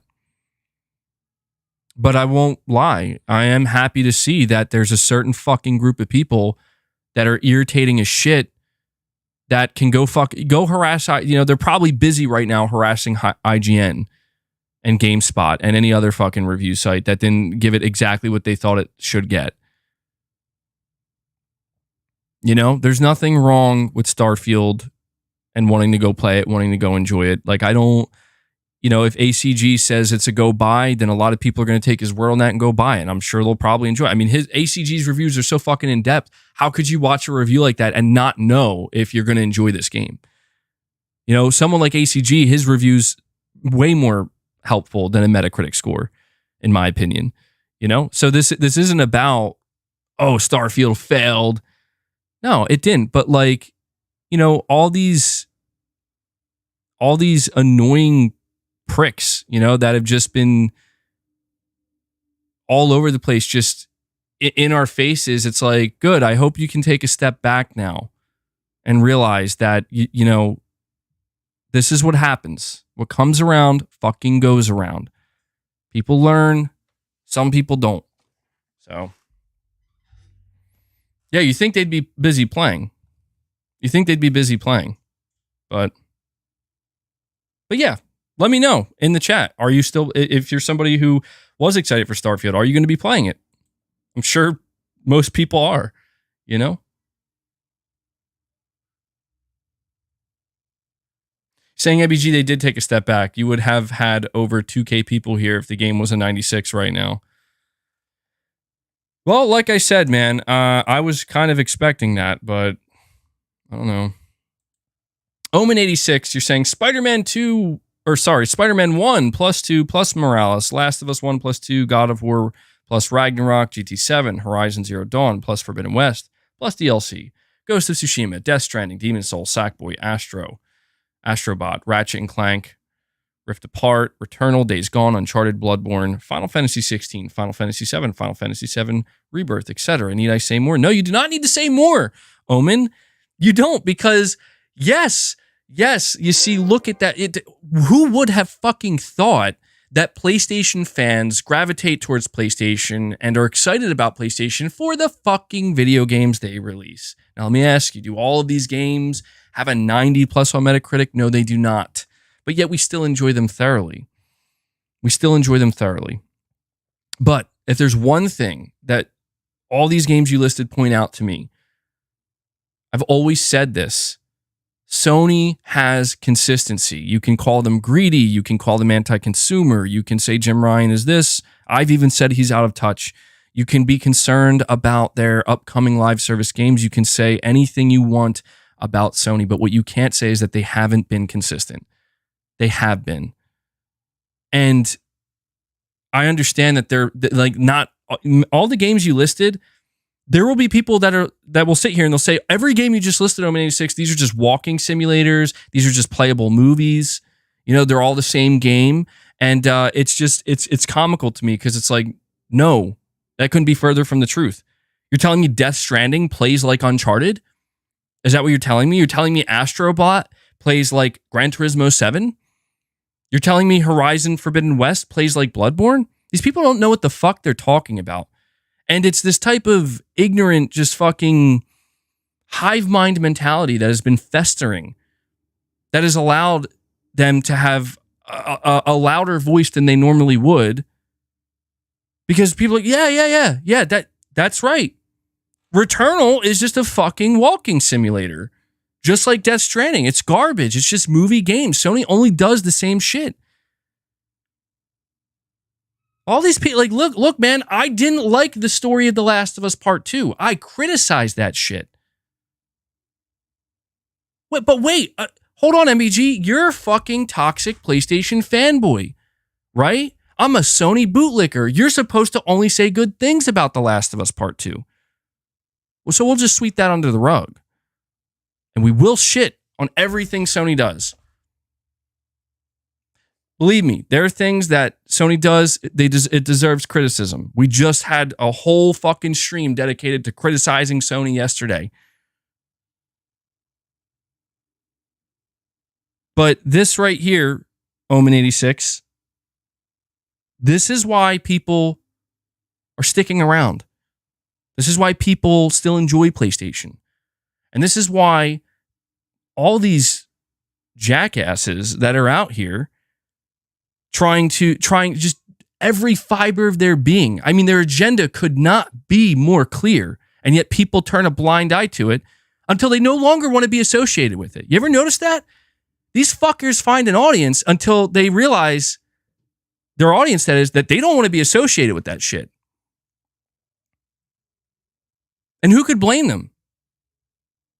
Because they're out here being the loudest, being the most toxic, saying the craziest shit. And then, you know, we just sweep all this under the rug. Omen 86, save it, man. Save it. All those games you just listed, don't want to hear about it. They don't mean shit. Sony's cooked, bro. Sony's done. All right? Everything Sony's done. God of War Ragnarok fucking DLC. Don't you know that? Miles Morales? Ripoff, bro. Sony needs to get their fucking shit together. Sony should be the one making Starfield. What are you doing, Sony? You're dropping the fucking ball. I need an 87 Metacritic Starfield PlayStation exclusive. That's what I need. Gavin says, Forspoken, checkmate. He got it. Fuck, Gavin. God, I didn't want you to bring that up, man. What are you doing? What are you doing, Gavin? Dude, I actually just saw, no joke, I saw that Forspoken was $17. And I guess I'll let everybody here know, if you're interested, Forspoken was $17 on GameFly. $17. You don't get the shrink wrap. Like, it's technically used, but I've bought games from GameFly before. They're basically brand new. And I think they just actually have excess inventory that never shipped out to anybody. Considering that was a $70 game, that's wild. Hasn't even been a year. $17. $17. Navinzer, I don't know if I'm saying your name correctly, but first time super chatter. Thank you, man. You're saying The Last of Us 2 made me quit gaming for a while. I've never felt more annoyed to play a game than I did with that game. Damn, bro. I gotta admit, I was not at all a fan of The Last of Us 2 story. I can't say it made me quit gaming. But actually says that's still too much for Forspoken. Yikes. I mean, I didn't buy it. I still didn't buy it. I was thinking about buying it just to collect it, but I'm like, nah, I'm good. But yeah, dude, again, like, the point is, I've criticized Sony many times. I've been vocal about some of the shit that Sony does that I just, like, what are you doing, man? Get your shit together. And sometimes they do, sometimes they don't. But like I've always said, man, like, I play on PlayStation because I'm a big fan of PlayStation Studios. You know, almost all the games you listed are from PlayStation Studios. That's why I play. That's why it's like, look, I'm not saying that means Sony can get away with anything and do anything. That's not what I'm communicating. I understand they're going to do what they can. They're going to make some changes. They're going to try to get more money out of me. I understand that. They're not putting a fucking gun to my head saying, you better give us that money. And I think a lot of people behave that way. They behave like, damn, bro, Sony's robbing you. Like, no, they're fucking not. You don't have to do shit with PlayStation. You don't have to give them a single cent. You don't. That's a choice you're making. But I've said many times that Sony, their studios, some of the best in the world, deliver some of the best gaming experiences, some of my favorite gaming experiences. I'm going to support that. I'm going to buy those games. I'm going to play those games. That's that, man. That's that. It's that simple. It will always be that simple. It'll never be more complicated than that. You're saying they did put it at the bottom of the blog post, though, MBG. Yeah, no, they fucking did. They did. And that shit was shady. Come on, Sony. Come on, Sony. Stand behind your decision. Be a man about it. Or a woman. Whatever Sony wants to be. Just be honest about it. Be upfront. Just tell us how you really feel, Sony. And Omen86 again saying Sony isn't untouchable, but there's more to come. All their studios are working on one or multiple first-party games we know nothing about yet. Even the live service stuff might surprise us all. That's what I'm thinking too, man. Because I'll tell you, like, Ghost of Tsushima, Sucker Punch, right? Anybody, look, I can't speak for other people, but if you've played Ghost of Tsushima Legends, I think at the very least we can all agree, like, holy shit, Sucker Punch they have talent here. Like, they can make a really, really, really good multiplayer game. And Ghost of Tsushima Legends is proof of that. And with their next multiplayer experience, they're going to spread their wings. I mean, they're going to have... See, that's the thing. Like, we are going to get a single player Ghost of Tsushima sequel. We are. It would be unfathomable if we didn't. We are definitely getting that. But we're also going to get a multiplayer experience that's much more fleshed out, that builds off of Legends. And that to me is like, this is why I think some people might be surprised. They might be surprised by just how good potentially some of these multiplayer games end up being.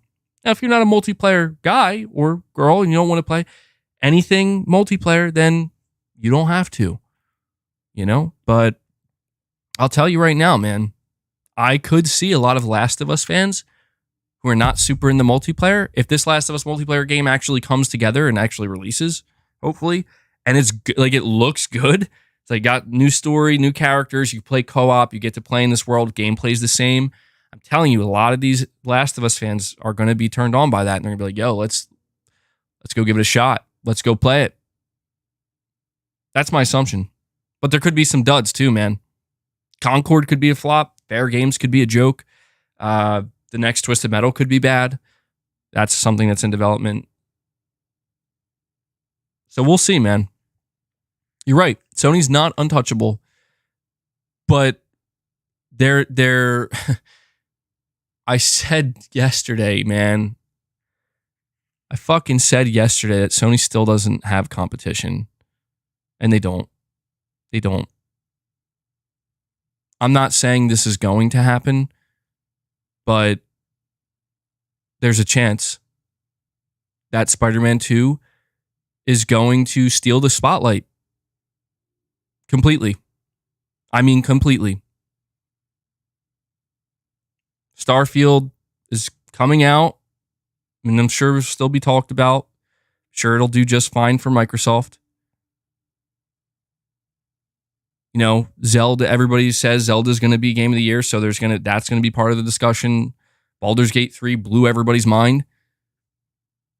But Spider-Man 2 is coming last, it seems. And I think Sony is aware that, that's what Sony does. They always like to go last. And I don't know, man, like people talk about some of these single player, this is what's weird to me about people is they're like, oh, people move on from these Sony exclusives after like a week.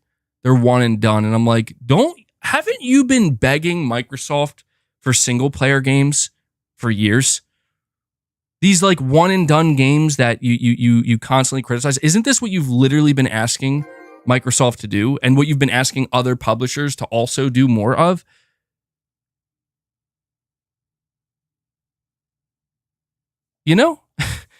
Not only that, but it's like, that's not how it usually goes. A lot of times, these games, Zelda, the Zeldas, the God of Wars, they're talked about for a long time. They're talked about for certainly more than a week. I get it. That is but that is the nature of these single player games. Like, they're not talked about forever. They're not live service games, nor should they be. This is logic that people try to bring to the table. It's like, what are you talking about? I mean, really, do you even know what you're saying? Perfect Image, you're saying, why is everyone using Unreal Engine? It's always buggy. I think it's just the most ubiquitous engine. I think it's an engine that most game devs are very familiar with. I don't want to say it's simple, but it's just, I don't know, man. It's all over. And I think that just a lot of developers are like, yo, we just want to make our game in Unreal. I think it has a lot of good things there. So based off of my understanding, developers are not having trouble. Maybe they're having trouble, but it's taking them a little bit longer to really get used to Unreal Engine 5. Or not, I don't even know if used to it's the right terminology to use, but to get what they're trying to get out of it. I've been seeing there's like this conversation where it's like a developer's using FSR, which is an upscaling technology, to basically make it so they don't have to optimize properly. I'm hearing that developers are struggling to balance out things like nanite and lumen and how it's so resource heavy. So I think there's still, you know, a certain amount of learning curve there for the developers that, you know, with something like Unreal Engine 5. So we have Exley 3000. The legend returns and he drops 5 membership gifts on the community. Exley, big shout out to you, man. Thank you for the continued support, my friend. We give you Crazy Arnold because things are getting crazy in here today. And we'll do what else? We'll do Joel. No matter what, talking about The Last of Us. Thank you, Exley. Something to fight We're at for. 11 members on the day. Really appreciate the support, guys. Let me see. So what else is being said? Did the Metacritic update yet? And my shit will not update here. What is going on?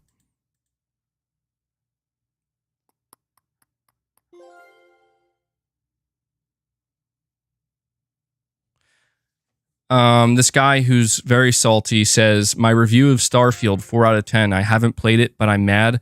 1,000 planets, and I haven't seen a single bug. The sun is too hot. No Red Hot Chili Pepper songs. I can get behind that.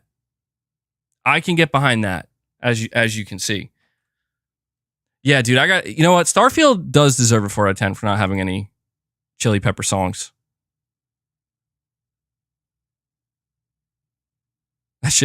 That's funny though, man. I guess this is going to be the new narrative, right? This is the new narrative. Because Starfield didn't get a 10 out of 10 from certain outlets because it's not sitting at a 92 or 3 or 4 or 5 on Metacritic. Now we just, you know, it's the reviewer's fault. It's all their fault. It can't be true. It's denial, man. It's fine. I wonder if these guys know that by playing into this narrative, you're placing more emphasis on review scores. Right now, the best thing to do for and this goes for anybody, whether you're an Xbox fan or a PlayStation guy, and you're always, you know, look, man, I'm here to talk to you guys about review scores. I don't give a fuck about them. It's always interesting to see, sure, but at the end of the day, man, like, if I didn't have this YouTube channel, this would be like, oh, okay. Oh, what's the Metacritic? Oh, okay, yeah, I'm going to go play. You know, like that's what it is. I think it's what it is for 99% of people. But I just wonder if these guys know that by trying to shit on the review scores themselves, it's like you're placing more emphasis on them than you need to. Just talk about the game, talk about your enjoyment of the game, your excitement for it. You don't have to pay any attention to the review scores. So that's my advice anyway. Omen again, man, you're saying, example, if Sony announces a full 60 FPS Bloodborne remake and a Bloodborne sequel on Starfield's release day, what do you think the headlines will be? That's a position of power. That is true, man. People would fucking lose their minds. Bloodborne? Oh, yeah. People would go, I mean, because that's something that people are convinced will never happen, right? That Sony has completely abandoned Bloodborne. So if they were to do something like that, yeah, that would be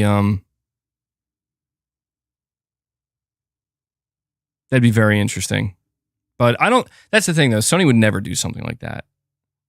It'd be interesting if they did, but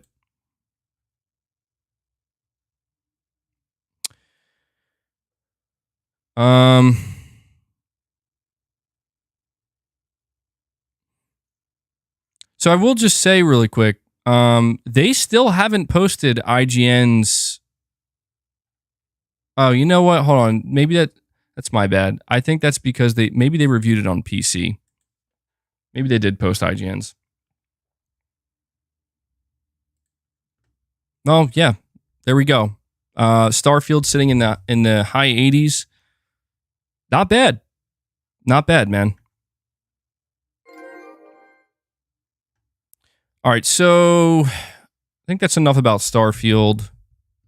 AZN Panda 510, you're saying, I hate The Last of Us Part 2 story, but the gameplay is great. You're giving it a thumbs up. Yeah, dude, the gameplay of The Last of Us Part 2 was phenomenal. It really was. Extremely brutal. Almost unnecessarily brutal. But it was really, really good. That's one of the main reasons I'm excited to see this multiplayer Last of Us game, because I love the Last of Us gameplay. But yeah, let's talk about the state of play. So there is a rumor of a state of play. This rumor is coming from known insider Jeff Grubb. And I thought I had his thing up here, but I don't. Give me a second. I want to read exactly what he says. Jeff Grubb quote tweets Wario64. Wario64, his post announces the new PlayStation Plus price hike. And Jeff Grubb says, I've heard a state of play is coming and it feels like a lead-in for that. And then somebody asked him, they said, so no showcase. And he said, I don't know. I just haven't heard about one. So he's heard about a state of play. He hasn't heard about a showcase, and he's saying that the showcase is coming, presumably in September. And I've been talking to you guys a little bit about how it really seems like, September is an ideal time for Sony to do some kind of state of play. So we'll have to be on the lookout for an announcement. I want to say this.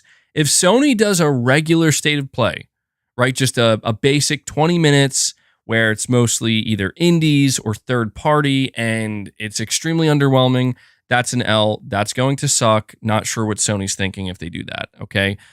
They haven't done anything since the showcase that they struggled to actually meet expectations of any kind with in May. So right now, a lot of the PlayStation fan base feels, Sony, you got to do another showcase. Like that last one was not it. You owe us a better showcase. And if Sony comes out and they're like, we're just going to give you a small state of play, yeah, that's going to suck. And no one's going to be excited for that, frankly. Like, let's just be honest here. I'm thinking, like I said earlier, they're going to do a Spider-Man state of play. And people have said, like, we've seen enough Spider-Man. We've seen enough Spider-Man. We don't need to see any more.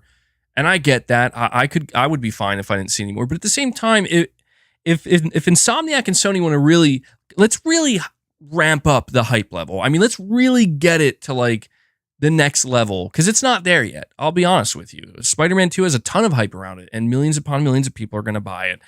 But the hype levels and just the general conversation, it's not at the forefront. And the only way it's going to be is either A, when we get to a week before launch, or B, if Sony decides it's time to get people excited. It's time to get people talking. And so I have a hunch that if Sony does do a dedicated Spider-Man state of play, they're gonna. I think it's gonna be because they saved something gameplay wise, like just a little surprise, just something that's gonna really kind of justify that state of play, and again, like I said, just really ramp up those hype levels. And if I had to guess. I think it's obvious, right? It's going to have something to do with Venom, and people want to see Venom. They've been hyping Venom up for years now, and we haven't seen anything except a little glimpse of him in a trailer at the end, and he looked incredible. MBG tries to predict Sony again. Yeah, I'm going to be totally wrong, but yeah, I have said before, and I will say it again, that as much as I want Sony to do a second showcase this year, I don't think they're going to, because I don't think they need to. I think they know that, and I think deep down everybody knows that. Hellbound 1981 coming in, dropping 5 more membership gifts on us today. Shout out to you, Hellbound, another legend, putting in some work here for the community. Thank you so much for the support. I'll give you a Venom since we're talking about him, and Not be sorry. another Kratos. Thank you, man. So that brings us up to 16 members on the day. Very much appreciated.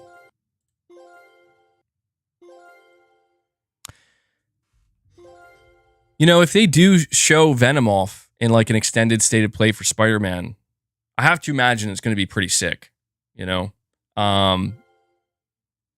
think they really want to try to boost pre-orders in September. They really want to try to make sure that Spider-Man 2 can sell as many PS5s as possible. And I think that's how you do it, man.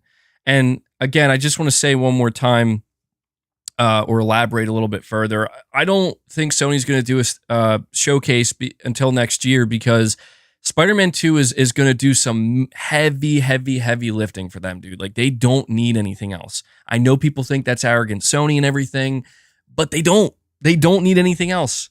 And we have Corey, the legend Landiga, returning, dropping 5 membership gifts. And Omen86. Omen, by the way, man, dropping a 10 bomb on us. By the way, Omen, you got to tell me if you want like a nickname or something. I usually am not the one who comes up with the nicknames. I let you guys think of it yourself or the community. So Omen, if you have some kind of nickname, or if you just want me to continue to call you Omen or call you Omen86, let me know. But he drops a 10 bomb. 15 more memberships gifted. That brings the number up to 31 members on the day. Huge shout out to this community. Huge shout out to you guys that continually show your support. Even on a day like today where I'm cranky and irritable, you still show up, and I very much appreciate that, man. So let me get that up to 31. And yeah, what do you guys think? I mean, do you think that I'm onto something here by saying Sony's not going to do another showcase because Spider-Man 2 is going to be able to just kind of carry them into 2024 very comfortably, and there's not going to really be a rush. There's not going to be a ton of pressure. Curious if you guys agree or disagree. I think even if people disagree, I think we can at least settle on, it's something they could get away with, at the very least. Saying, Omen is my name. All right, sounds good, man. Makes it easy for me.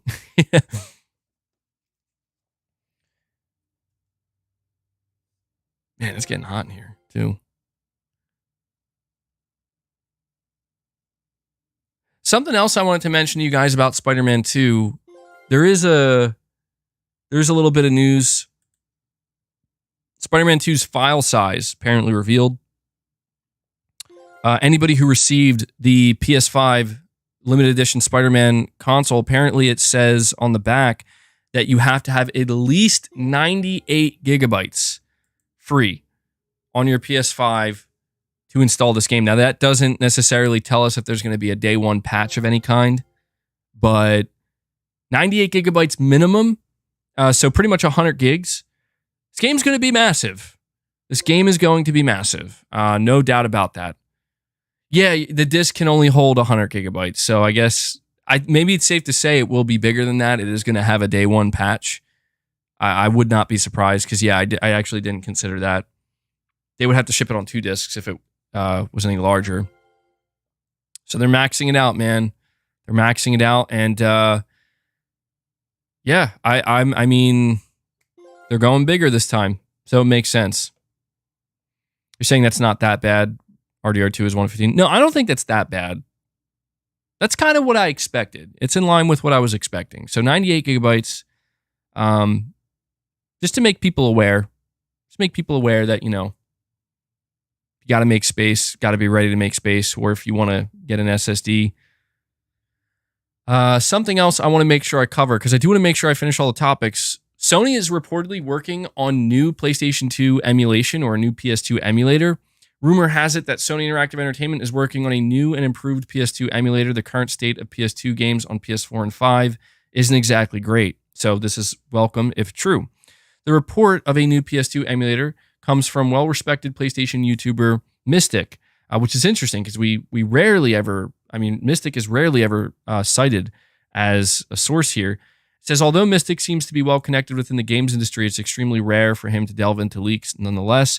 He claims in the video, thanks to Reset Era, I guess that's where they got this, that he has it on good authority that Sony's working on a new PS2 emulator, but isn't ready to show anything yet.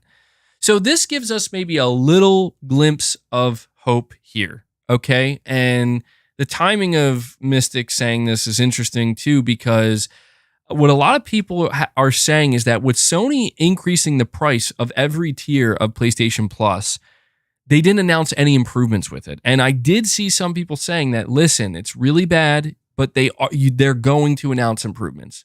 Like they're going to act like they say, and I don't know if I have to see it to believe it, but they're saying that, yeah, they're going to bring more value. They're going to make it seem worth it, right? And I hope so.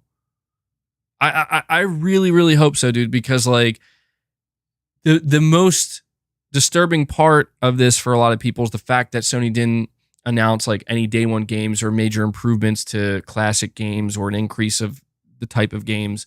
So if they're working on a PS2 emulator, I don't know, man.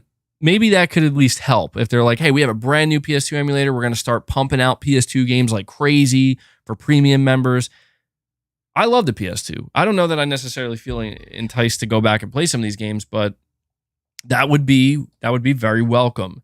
So Mystic, again, I believe him 100%. I don't think Mystic does not at all strike me like the type of person that would put out information like this for clout or anything like that. Quite the opposite, you know? So if he's saying he has it on good authority that Sony is working on a new PS2 emulator, I'm taking that to the bank 100%. I guess it'll just be a matter of when. It's interesting too, because apparently we've heard rumors in the past, not from Mystic. I don't know if you ever mentioned this, but we've heard it from other people saying that Sony's actually working on a PS3 emulator as well. And I believe that because it's like they're going to have to, man. They're going to have to. Like they can't keep these PlayStation 3 server blades running forever, right? Like they have to find another more practical solution, and PS3 emulation is the most practical solution. So maybe, I don't know, man, maybe Sony has big plans. We can hope, right? We can hope. Gotta huff that hopium. We can hope that they have big plans for, more backwards compatibility, really fleshing it out. Because if Sony can go all in with backwards compatibility, PS1, 2, and 3, that will significantly up the value of PlayStation Plus Premium for a lot of people. So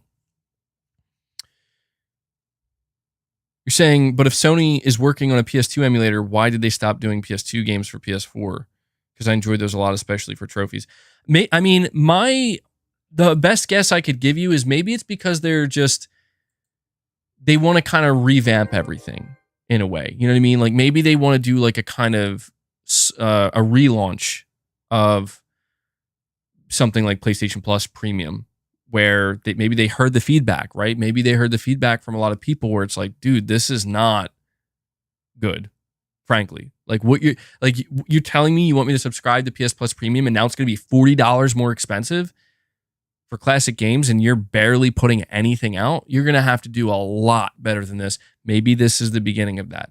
It's strange to me. A part of that is it is bizarre to me to announce a price increase before announcing, like the improvements you're planning on making. But I don't know. That's all we can really hope for, right? Omen, again, you're saying zero lag stream PS3 games with their new servers? Yeah, maybe. That could be something that they're trying to do. I think the dream is to be able to play somehow, some way PS3 games natively on your console, right? No streaming. Because the idea is with this PS2 emulator, you'll be able to play them natively. So, but that would be the next best thing, I guess. But I still think that they got to take it a step further if they're going to do it. Saying maybe they like giving the bad news first. Yeah, I don't know, man. The timing of Sony doing this is certainly peculiar, right? Like that's one thing you can kind of always pay attention to is Sony is very, very strategic about when they want to reveal bad news. If I'm not mistaken, when they revealed the news that we're increasing the price of the PS5 in all these different territories last year, very shortly after they announced a state of play, I think it was in September, and it was a lot of people loved that state of play. People were like, that was a fantastic state of play. And that's another thing too, is like, you know what? Let me be fair here. I said earlier, Sony can't do a regular state of play. Let me take that back. All right. Again, let's be fair.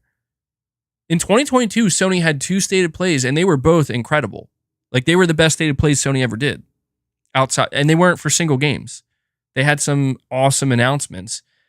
Maybe Sony could do that. You know, maybe it won't be a full-blown showcase, but they'll have a phenomenal state of play with some very solid announcements. I would take that. At this point, I would take that. I would love a showcase, but if their studios simply aren't ready, then fine. You know, Sony's sitting on a shit ton of games that we need updates on. Where's Rise of the Ronin, Final Fantasy VII Rebirth, Silent Hill 2 Remake? Those are all third-party games, but you know, we do need to see more Spider-Man 2, or at least we expect to see more of it. Concord, Fair Games. I don't know that people are hyped to see those games, but I'd be open to it. Let's see it. You know, let's see what you guys have been working on. But I think the idea is most people want new game reveals. That's what I would want. I would want some new first-party game reveals, just not necessarily confident that's what we're going to get. Let me see here if there is anything else I may have missed.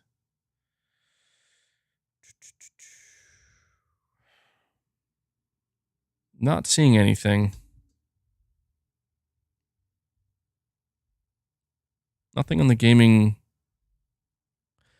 Snitch Discord, Bloodborne Remaster, Kingdom Hearts 4 September State of Play, and some SIE info. Ooh, we might get some juicy shit now. I hope so. The Snitch has been, dude. The Snitch he has a great track record. What is he saying? Let's read. So, last week, about 5 days ago, a leaker dumped some info on Sony Interactive Entertainment on the Snitch Discord, but I did not post anything because I didn't take any screenshots. However, I have some screenshots to fit the post from someone else, so there's at least some evidence. So, not my screenshots, but I saw the exact same thing plus more. The leaker, I'm a Hero, or Hero, joined the Snitch Discord and spilled some info on SIE before leaving and having their logs wiped. Keep in mind that Hero is apparently not a native English speaker, and they changed their names and profile pictures. Their claims should be verifiable based on this first tidbit on Kingdom Hearts 4. Also, Grubb said there will be a state of play soon. So this is interesting. Apparently, this person dumped this info before.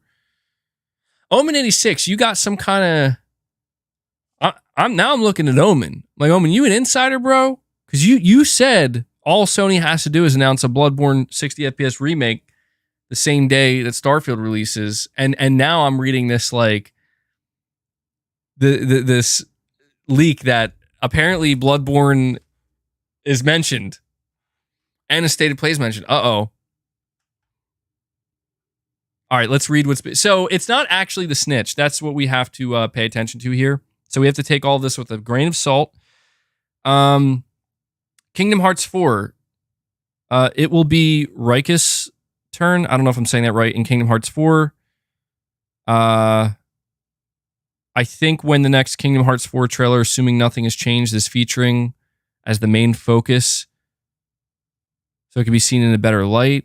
They have only seen Kingdom Hearts 4 for the PS5, and the same with Persona 6. They assume exclusivity on the fact that the main development platform is PS5. Okay, so I guess the idea is if we get this state of play, Kingdom Hearts 4 will be there. And the assumption is it's going to be exclusive, but no confirmation of that. State of play for September focused on Asian developed games. Heard that Sony is looking to include Project the Perceiver. Interesting. Okay, so if this is true, we might have to. Interesting. So they're saying that this September state of play is not going to be for Spider-Man. It's going to be focused on Japanese development teams. Dude, why is there always a fucking gnat in here, man? One of these days I'm going to try to punch this gnat and my fist is going to go right through the screen and that'll be that. Marvel. So they heard that Sony Interactive Entertainment and Marvel have been discussing their partnership and what is the future outlook when it comes to exclusive games. They posted a Daredevil Netflix theme song. So a toss-up on if they just want a Daredevil game or if one was discussed through the grapevine. Okay, well, goddamn, dude. Goddamn. Could you imagine that after Wolverine, they're like, yeah, we're going to do a Daredevil game now. Insomniac developed Daredevil game. That would be ridiculous. Bloodborne, Nixus, and Bluepoint. Bloodborne Remaster, they clarified this would not be a remake, but a remaster for PS5. No mention of PC. From the sounds of it, it's scheduled for 2025 for the anniversary. That seems to be the aim, so we're a ways away from this if it's true. They, in passing, mentioned a Bloodborne anime by A1. Do not know if it means anything. Horizon Remaster is still a thing being developed. Oh my God. Sony. It was insinuated by a mod and hero that Nixxes is heading development of both. As they mentioned, Bluepoint will not be touching Bloodborne as they are busy. To be mentioned, Bloodborne was said to not be at the state of play since it's still far out, so do not expect to see this this year. Okay. Sony Santa Monica and Naughty Dog. Sony Santa Monica are working on a new sci-fi IP. Naughty Dog's also working on a new IP, but I missed out on the description. Both are scheduled for this PS5 generation. Now that's interesting if that's true. Naughty Dog working on a new IP. I'm under the impression they're working on The Last of Us Part 3. They have no idea if Santa Monica is working on a God of War DLC when they were asked. Just that Santa Monica is hard at work on their new IP. Sony have an increased interest in Korean developers. Okay. On the less reliable side, this mod claims Bluepoint is working on 2 projects, one being content for a PS1 game. The clue was a dartboard, but it is meant to come with some obscure meaning. Okay. Does anybody have any ideas what that would mean? But both this mod and a hero agree that Bluepoint are not the developers of a Bloodborne remaster. I don't know if I believe this, honestly, man. I'll be real right now. Like, this just sounds like a whole lot of guesswork. This just sounds like people putting stuff together. You know, like, I could have told you that. I have told you, like, yeah, Santa Monica's working on a new IP. That's not news. Oh my God, dude, this gnat, it's here to torture me. Bluepoint doing Legend of Dragoon? Maybe. That's what you guys are saying. It seems to be some kind of reference to Legend of Dragoon. Yeah, I think a lot of people would lose their minds if that's what they're working on. It's unfortunate for me because I never played Legend of Dragoon. Like, I don't understand. I mean, I understand people love it and there's a lot of love for it, but I don't understand why because I haven't played it. So I don't know. I guess I would try to be excited for that. Take your guys' word for it. Say it's one of the best games ever. What if the gnat isn't real and it's all just in my mind? Well, if that's the case, I've full snapped. Then clearly I'm a crazy person. MBG has turned into a complete crazy person. Yeah, I don't know about this though, man. It sounds. I don't know how it sounds. It sounds somewhat plausible. You know, I don't know, man. You know what's really making this difficult for me to believe? What's making this difficult for me to believe is that, like, I do not believe, man. I do not believe that Naughty Dog's working on a new IP. I just don't. Like, I am convinced they are working on a part 3. Not even saying I want them to. I'm just saying, like, I'm pretty convinced that that's what they're doing. It just seems like the most logical next step for them.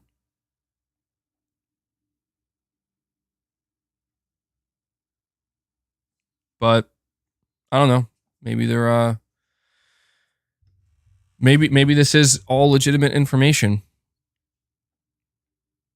Bloodborne Remaster on the 10th anniversary would be something else, or a remake. That would seemingly come towards the end of the PS5 generation. Dude, you know what I don't understand? The Horizon Zero Dawn remake. Like, we don't need that, Sony. Like, I understand the need for like a Bloodborne remake. We do not need a Zero Dawn remaster or remake. It's just not necessary. Like, if it comes like bundled in or something, which you know it won't, with like the multiplayer, like you could buy it, get like you buy the remake, get alongside the multiplayer. I don't know, man. This is I just think it's wholly unnecessary. Omen, you're saying the advantage of being silent for so long is that Sony can show whatever to dominate the news cycle at this point. Parasite Eve reboot anyone? That would be interesting. They can.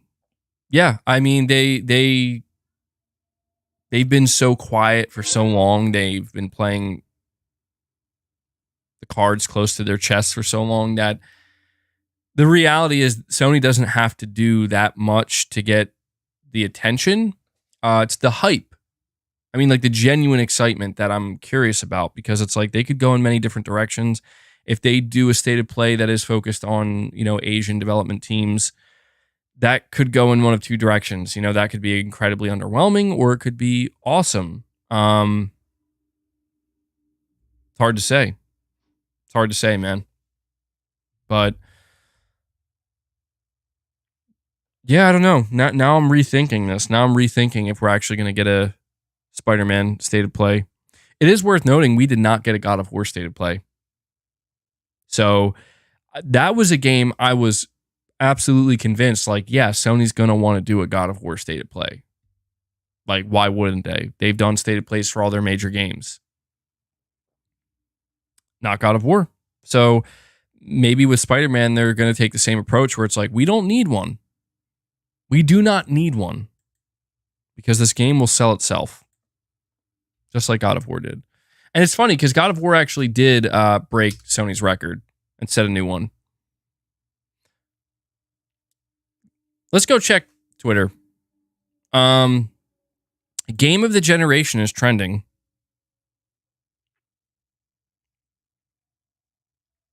I wonder why. Why would Game of the Generation be trending? Nah, I'm looking at it now and goddamn, dude. People are people are going in here. What else is trending? Let's see. IGN Japan is trending? That's so random.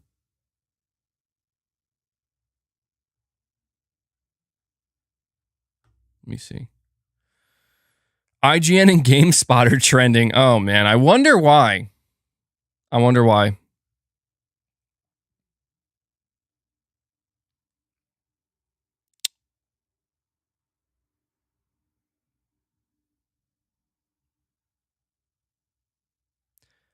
People are saying that IGN and GameSpot gave Starfield 7 out of 10s to farm engagement. Okay. IGN and GameSpot picked reviewers who definitely don't play these types of games. Man, dude. People are really hung up on this.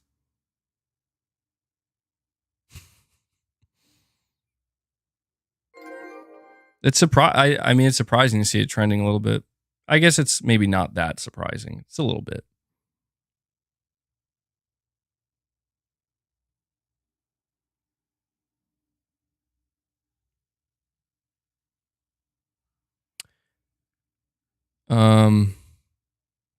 Seeing so many call the scores disappointing off of IGN and GameSpot, giving it a 7 out of 10.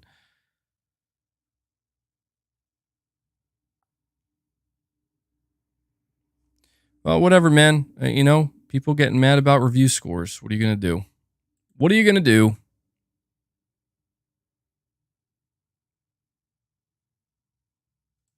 Game of the Year's trending.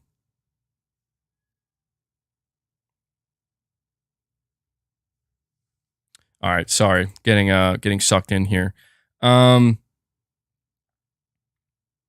Figuratively literal, thank you, man. You're saying Dart is the main protagonist from LOD, and Naughty Dog could be working on both a new IP and The Last of Us 3. That's my hope anyway.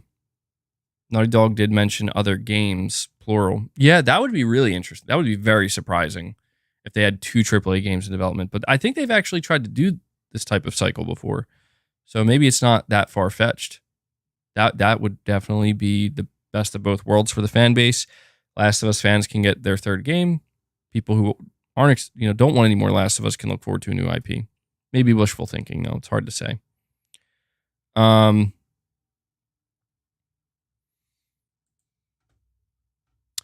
Well, yeah, I don't know, man.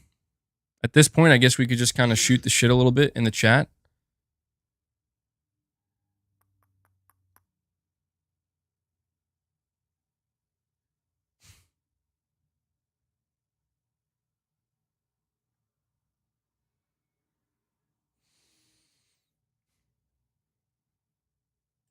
Let's see what you guys are saying.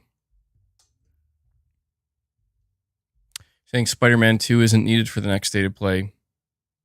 It isn't Deathloop. Yeah, dude. Oh my God. Deathloop's marketing. If the game is good, it's good. Now they have to worry about backlash. It's an 88 right now.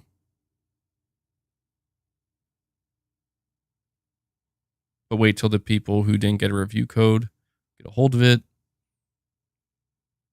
Low review scores for Starfield. It's because of PlayStation media bias.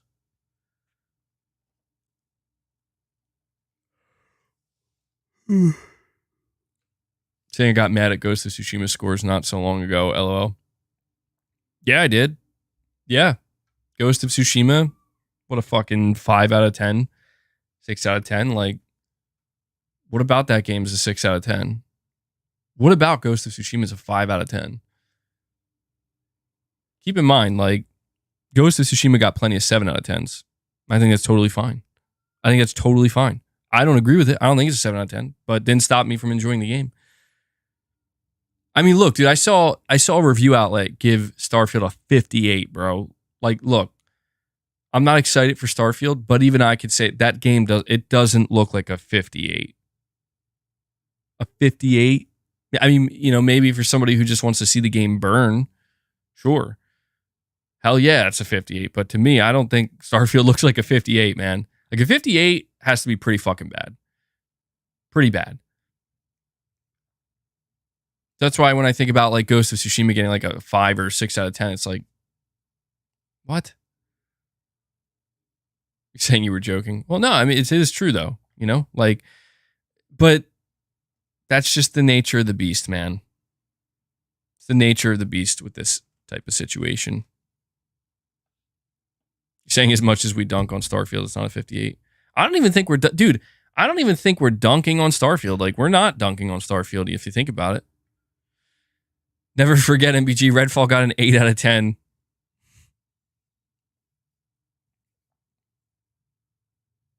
They literally handpicked the reviewers. How can they be mad at the reviewers? Yeah, that to me is the silliest part of this whole thing, where it's like the people who are getting mad that, oh, IGN gave it a 7 and GameSpot gave it a 7. Like, it is true. Bethesda handpicked who they weren't going to give review codes to. And they actively chose to give these outlets review codes. So, saying Starfield has 500K viewers on Twitch before it is even out, MBG. I'm not surprised, dude. I don't think the reviews are going to have any negative, like tangible negative impact. Like this is no different than the situation I referenced earlier with PlayStation Plus, in the sense that you'll see people talking about it like we are now, but you'll see all the stuff typed all over the internet. It's not going to stop this game from selling incredible numbers and crazy numbers, potentially. It's not going to stop people from enjoying it. It's still going to do very, very well. I just think it's clear that there was an expectation set for this game, and reviews wise, it didn't fully live up to that expectation. But is that going to stop people from playing the game? Probably not. No, I don't think so.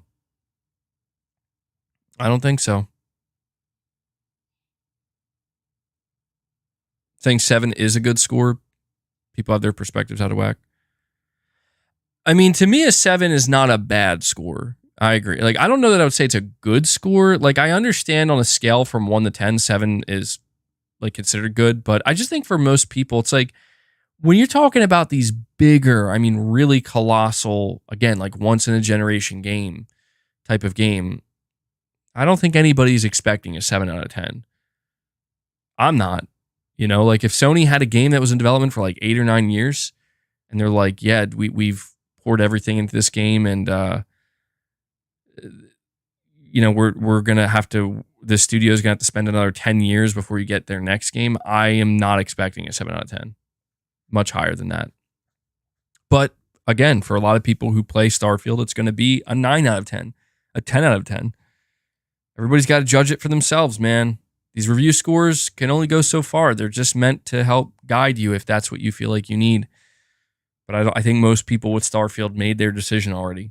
Just like with Spider-Man, right? Like Spider-Man could get review scores that are 7 out of 10. How many people are going to decide, you know what? This one review outlet gave the Spider-Man 2 a 7 out of 10, so I'm not going to play it now. I don't think that's how that works. It is what it is, man.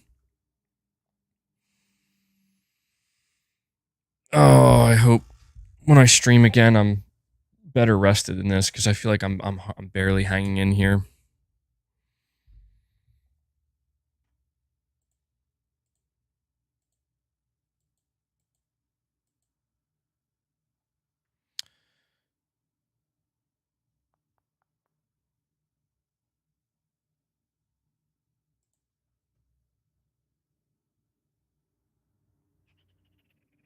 Sorry, guys. I'm just checking something really quick.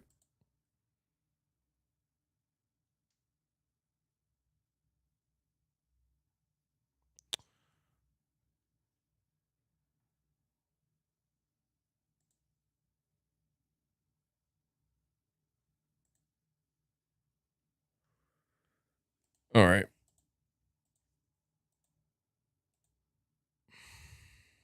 Apparently, Final Fantasy VII Rebirth is up for pre-order. That's interesting. The timing of this is interesting. Maybe we're going to see some more Final Fantasy VII Rebirth soon. I'd be open to that. Because the game's supposed to come out early 2024, and we haven't seen that much on it.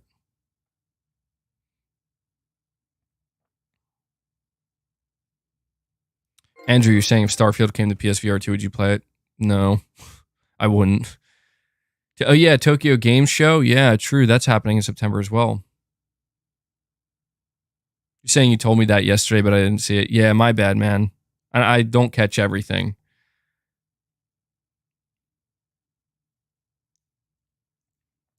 Omen, man, appreciate all the super chats, bud. You're saying, I'm convinced when Microsoft crunches the numbers in the end, PlayStation release for Starfield will look pretty tempting. It's not a Skyrim level of profit. Yeah. I mean, people have talked about Microsoft like they're just so different, you know, like their agenda and their purpose is to try to get more people to play their games. It's like, well, yeah, but in their ecosystem. But I agree, man. I don't know. I'm surprised. I am surprised that Phil was like, yeah, we're just going to release games like Redfall and Starfield on Xbox only because it's just like, I don't know, man. You'd make a fuck ton of money.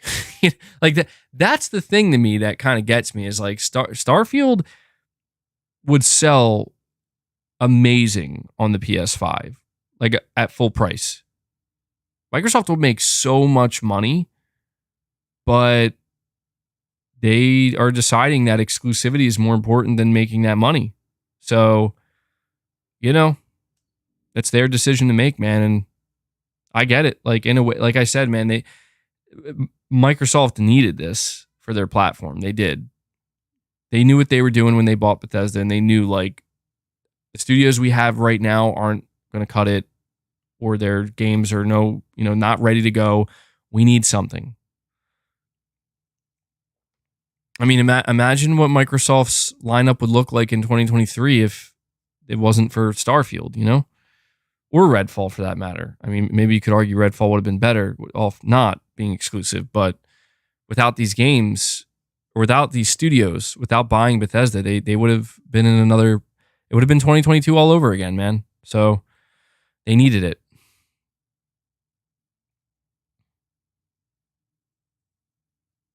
You're saying how many years did they put into developing Starfield on PS5 till Microsoft told them to stop production on it? Probably years. I think they said the game's been in development for like 8 years. So a lot of time. A lot of time. Yeah. I think that to me is what's kind of so strange about it is they were like pretty close to the finish line, you know? And it's like,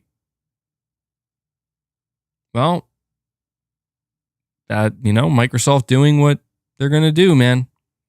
Could you imagine if Sony did something like that? Like, could you imagine if Sony bought a publisher and it was like discovered that they canceled a version of a game that was in development for Xbox for like 6 years or something? Oh, man. People be calling for Jim Ryan's head. Ironically enough, though, there was a rumor that Sony was trying to chase Starfield exclusivity, which is so funny. That is so funny to think. Saying you're not really impressed. I mean, not as impressed as I was with Elder Scrolls, Skyrim, and Fallout 3, for example. I wonder why, like, why is that? See, this is where I don't... What is it about games like Skyrim and Fallout that garnered that much excitement and hype from people to where I'm seeing people saying that they don't feel the exact same way about Starfield? Why is that? Like, what is Starfield not showing you, or what is it lacking? Because I've never understood Bethesda RPGs. Like, I frankly, I've never understood the hype for Bethesda RPGs. Like, I understand when people say, like, well, you know, Skyrim, you can do anything you want, and the exploration, and it's like, okay, I can begin to understand it, but every time I like see those games, and even when I've tried playing them in the past, I'm like, this isn't clicking with me. It's just not working for me.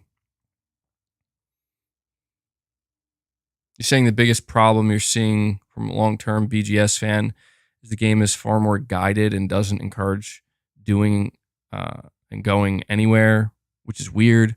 And what I loved about the Elder Scrolls. Okay, well that would make more sense. Yeah, that does make sense.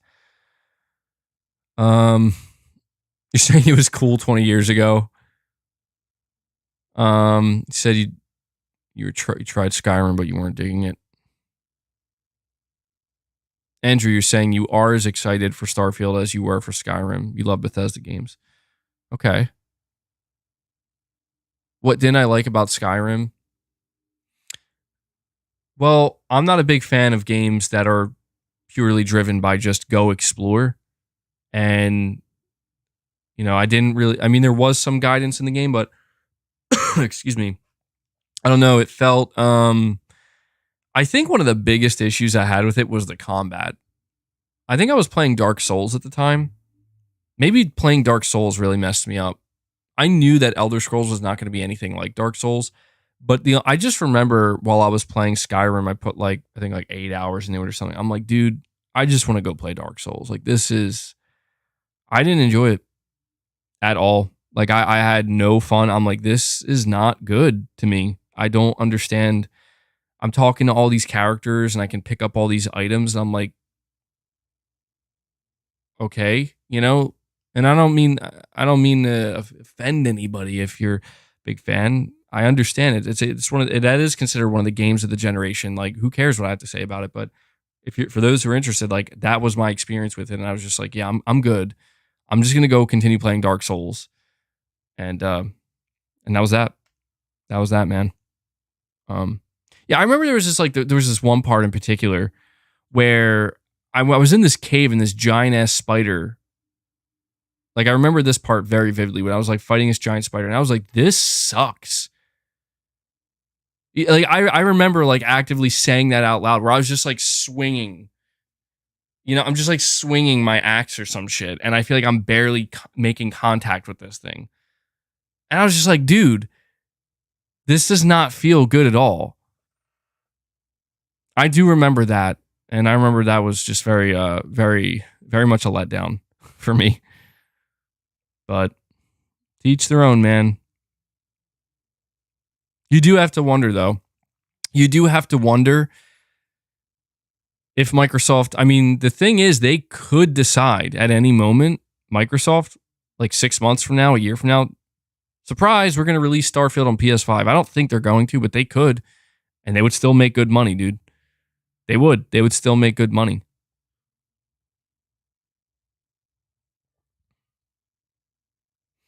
Saying MBG, when Mr. Matty plays is 70 plus hours in and is obviously lukewarm on Starfield and can't say he loves it, that's an issue. 100% a few weeks/months. Starfield won't be remembered fondly. Yikes. Interesting. Yeah, I didn't watch his review. Some people were suggesting it. Yeah, I know Mr. Matty plays. He's like an OG Bethesda guy. Like that's his studio. You know, I guess he's been with them from like, I don't know if he's been with them from the beginning, but for so many years, a lot of people go to him to, you know, like, so how are they doing? You know, what's going on with Bethesda? Figuratively literal, thank you, man. You're saying the world building was incredible and they had an atmosphere that appealed to me among others. Starfield looks interesting but lacks that feeling. Interesting. Yeah, I could see that. I mean, there were definitely interesting aspects of Skyrim from what I played. I could definitely see why, you know, the atmosphere, it did have a certain feel to it, for sure. You're saying the world building. Yeah, it'll be fun to see if Starfield has that kind of, because, you know, Skyrim really was like a generational game. I mean, you couldn't escape it. I mean, take it from me. Like, when I went to go play this game, I had zero interest. It was just the fact that everybody was talking about it. It was in your face, man. So if they got me to give it a shot, but I don't know. Starfield, maybe it has the same legs, maybe not.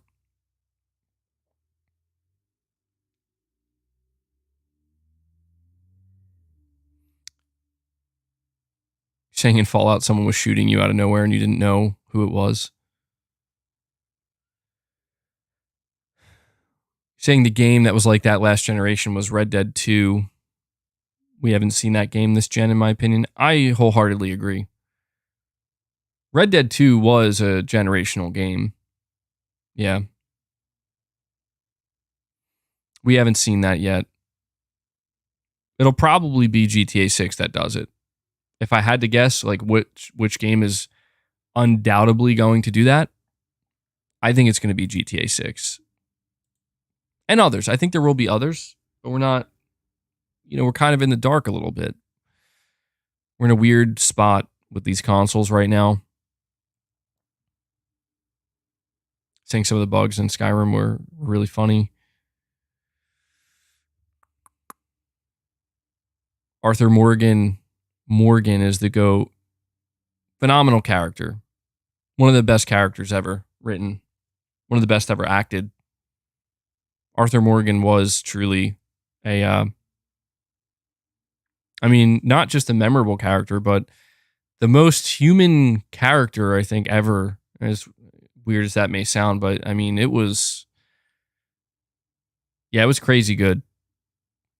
I really wish we could get like a native port of Red Dead Redemption 2 on the PS5 running at 60 frames, higher resolution, potentially. That'd be great. I would totally play that. I mean, even if you play it now, it probably still holds up, I bet. I bet you Red Dead Redemption 2 still holds up just great, or just fine.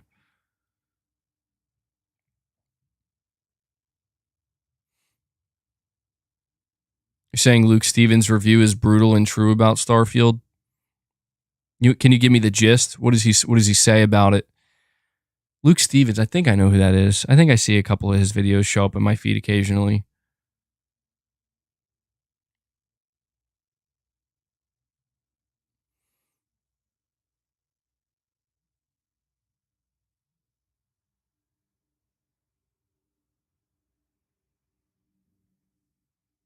Saying you're playing Miles Morales right now.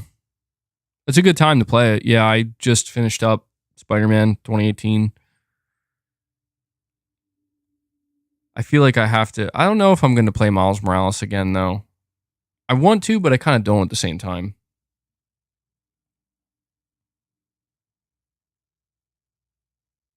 How do you know it's true without playing? You don't. You don't. What I can tell you is I've seen Starfield a lot. I don't get it. Just being honest. I not saying it looks bad. I just don't get it. It doesn't look bad, but it looks. It just doesn't look like a game that I would want to keep playing. I feel like I would get annoyed with it. I feel like I would get annoyed with the exploration. I would get annoyed with all of the systems. That's. I mean, the gunplay looked kind of cool. Some aspects of Starfield do look appealing, but no, it's not a game for me, man. Saying you were thinking about playing Spider-Man again, but you don't need Spider-Man out. Yeah, I hope that's what I was thinking too, where it's like I just played 2018 again, maybe I should just step back now. Saying MBG, I love Luke Stevens, and yes, he covered everything from bugs to the fact that there's no real planets for planet exploration, like advertised, and it has the most boring story. That does sound brutal. That does sound brutal. I mean, maybe I'll watch it later.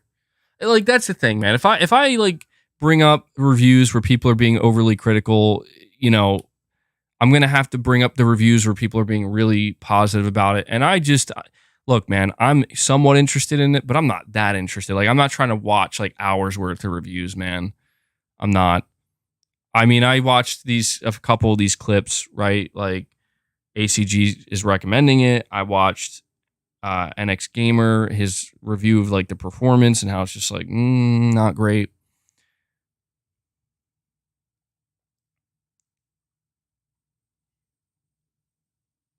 Do you know what's really weird to me? Do you know what's really weird to me?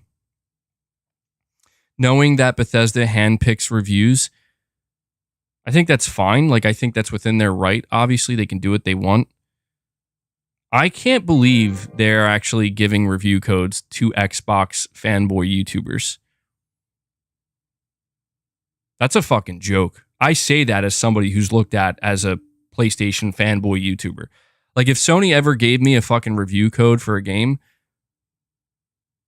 what do you think I'm going to say about it? I mean, don't get me wrong, if it sucked, I would tell you, but it's like, what Sony, what do you think? You know what I mean? Like, what are you thinking giving me or other like consumer fan YouTubers that are fans of your brand? It's just, I fucking never understand this. Sony, don't give me codes. Okay? What I would do if Sony ever did that, so first off, Sony's probably never going to give me a code for shit, which is fine. But what I would probably do if Sony did this, if they're like, here's a code so you can review it, agree to the embargo, I would buy the game as well. Like, I'd pay full price out of pocket. So that way I could keep myself as honest as I possibly could. You know what I mean? Because it's like, look, this is what people are going to have to do to play this game. So I want to make sure I'm experiencing that as well. Yeah, I don't really review games. I do review games kind of, but I don't do it in like a traditional fashion. I kind of just talk about it in my streams, right? So, yeah. But I'm just saying, like, that's weird to me that Xbox, like, known Xbox fanboys are getting review codes of this game. Like, I'll tell you right now, I would be shocked if any of them had any like real criticism towards this game. But I don't know. That's just weird to me. Let me see. We got Omen86 again, and he says, what I want is a brand new Quake 5 or Unreal 3. Maybe we'll see something like that return. We could. I mean, I'm not saying it's going to be the biggest thing. Maybe. I mean, I think there would be certainly some hype for it, but it's a possibility, Omen. I wouldn't count it out. We have Figuratively Literal, And he says Fallout 3 really felt like the apocalypse. Many areas had a strong horror aesthetic. Vaults were creepy as hell. Social experiments, if I could speak, with no ethics. That does sound pretty cool. Yeah, people loved Fallout 3, man. That's another game where I think that, people. Yeah, I think that's another game where they look at it as a game of the generation. You're saying Mr. Matty Plays had a bunch of criticisms. You're talking out of your butt, MBG. No, I actually wasn't referring. Mr. Matty Plays, as far as I'm aware, he's not an Xbox fanboy. I don't view him that way. Again, I'm not too familiar with his content. I don't watch. I just don't watch it, honestly. But no, I wasn't referring to him when I said that. So, just for clarification's sake, I'm not talking about Mr. Matty Plays. And what you're saying, yeah, I mean, you're saying he had a bunch of criticisms. I mean, yeah, that to me, he seems like a go-to reviewer for a game like this.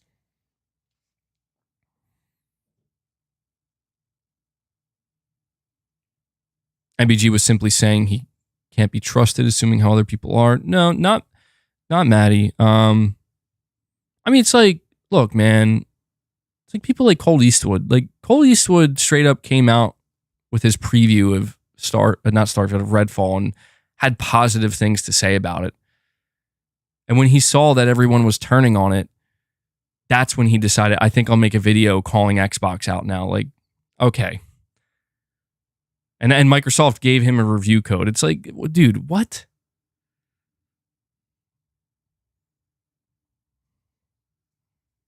But yeah, these Xbox fanboy YouTubers, it's just like, Microsoft treats them well. And that's weird to me. It is. Because they're going to be there either way, man. I'm sure Microsoft knows that, but just a little bit questionable.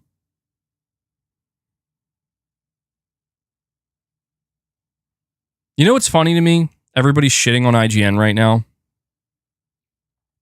Everybody's shitting on IGN for giving Starfield a 7 out of 10. It reminds me of when everybody was shitting on IGN for that Starfield game, or not. I keep saying Starfield, for that Redfall gameplay. Do you guys remember that? Because I remember everybody was like, "Fuck IGN, bro. IGN is a joke. They don't even know how to play games." Because the gameplay looked really, really, really, really bad, and people were like, "Dude, this is humiliating. This is embarrassing." And anybody who called out IGN basically owed them an apology. Because everybody was like, no, they were right, man. Like, it wasn't the person playing the game. Like, the game just wasn't good. And I'm not saying this is the same exact thing, but I just think it's funny. You see what I'm saying? Like, people are very quick. Like, oh, yeah, IGN gave it a 7 out of 10 because they're a fucking joke. They don't know what they're doing. Oh, you said the same thing when they showed off their Redfall gameplay. You know?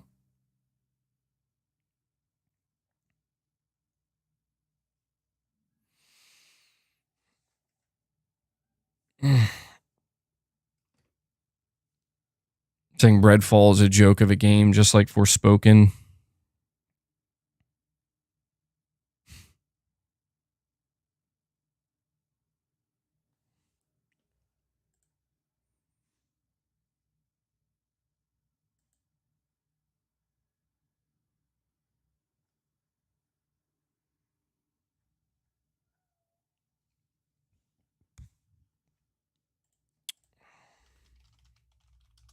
Give me 1 second, guys. Check something here.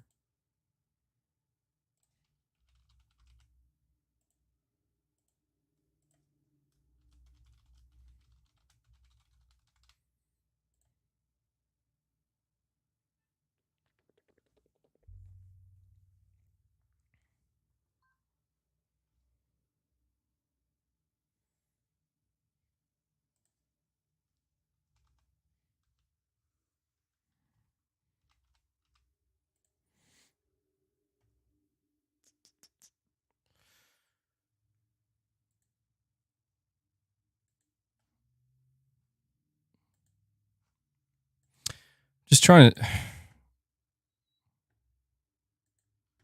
Okay.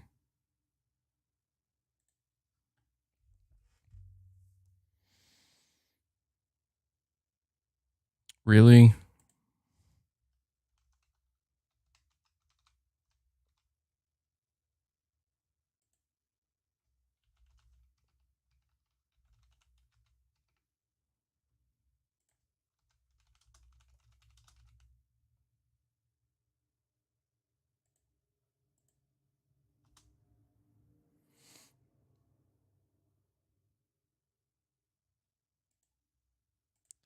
Let me see here.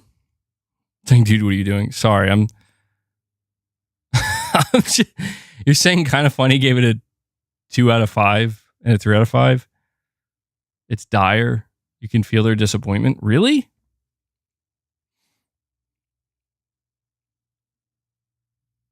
Real? Wow, that is kind of surprising. And Chris B coming in out of nowhere, dropping 10 memberships. Chris, dude, thank you so much for that, man. Thank you for the support, dude. Yeah, let's get some W's in the chat for Chris dropping a 10 bomb on us. Keeping it going, bringing us up to 41 members on the day. Getting close to hitting that goal. It's very much appreciated, dude. I got to give you a... all right, let me see. Get this where it's got to go. And then give you one of these. I'll give you one of those. Thank you, man.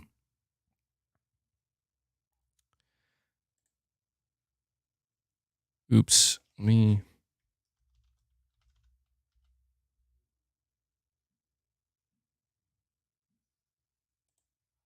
Okay. And do that.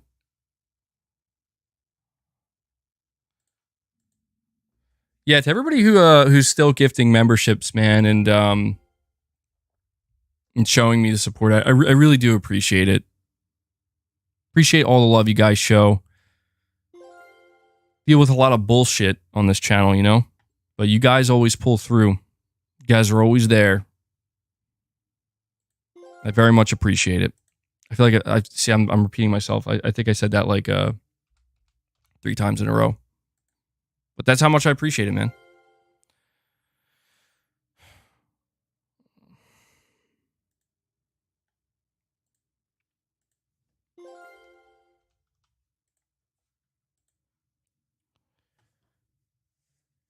Digital Foundry said the planet exploration isn't exciting.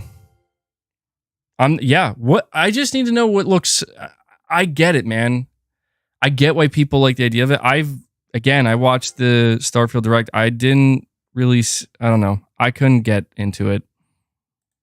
I don't know what looked exciting about it either, frankly.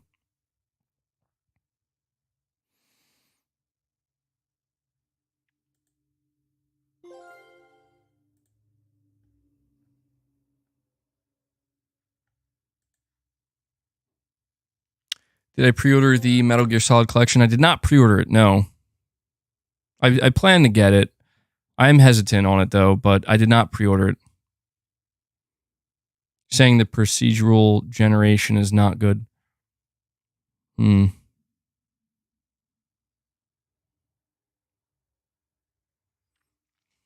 man, I don't know.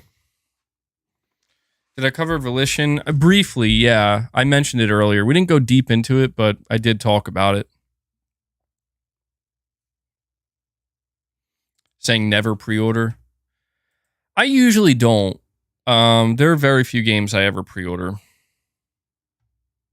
I just don't see the need to pre-order something, you know?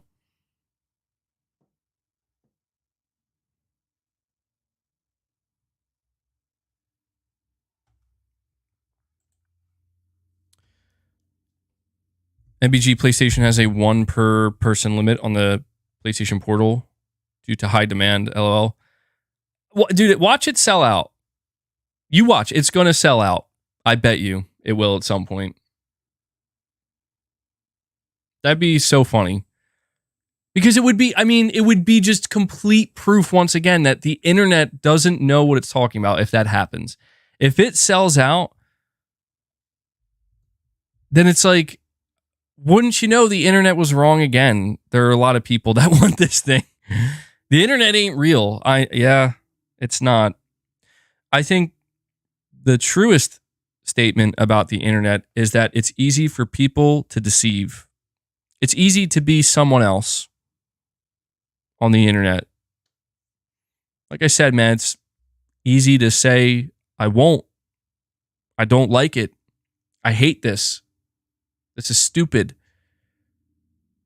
I'm done with this. It's easy to say that and then to just log off and do the complete opposite. And no one would ever know. No one would ever know. Saying Luke Stevens talks about the copy and paste of points of interest he encounters like 8 to 9 times in different planets in his first 20 hours with places and enemies at the same place. Dude, this is exactly why I like grinding in games, but something about the planet exploration just does not appeal to me. For the same reason that a game like No Man's Sky, I know people get all triggered. I'm not comparing them. I'm just saying in No Man's Sky, like that, you can go explore planets, procedural generation. And I'm like, I'm good. Like, I'm not that interested in this. I'm not. I don't need to explore planets to find fun. When are we getting to 100K subs? Beats me, dude. People keep subscribing and unsubscribing and subscribing and unsubscribing. I don't know. I don't know how we're going to... Maybe when Sony actually has some good news. Maybe that's when. But yeah, man, people keep subbing and unsubbing, and it's just like, okay. I would prefer if you stayed sub, but I don't want you to stay if you don't want to. Saying I keep pissing people off. Yeah, I'm like Sony in that way, you know? Just pissing everybody off. I don't think am I making people mad? I don't think so. I don't think I am. Maybe I am.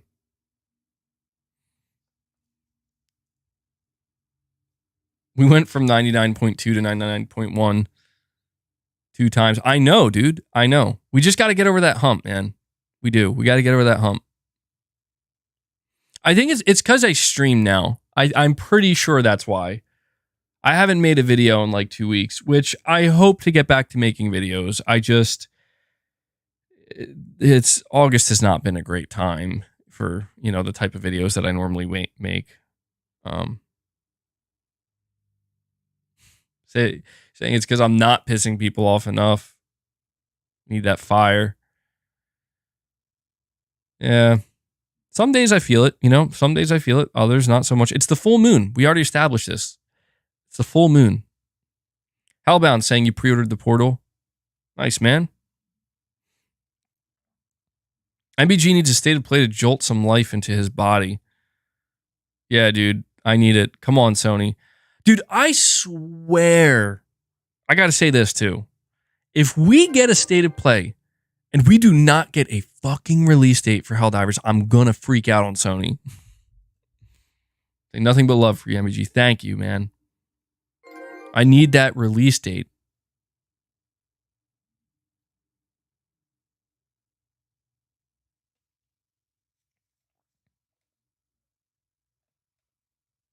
A roadmap would really help MBG. It would, man. It would. Am I picking up Mortal Kombat in September? I'm thinking about it.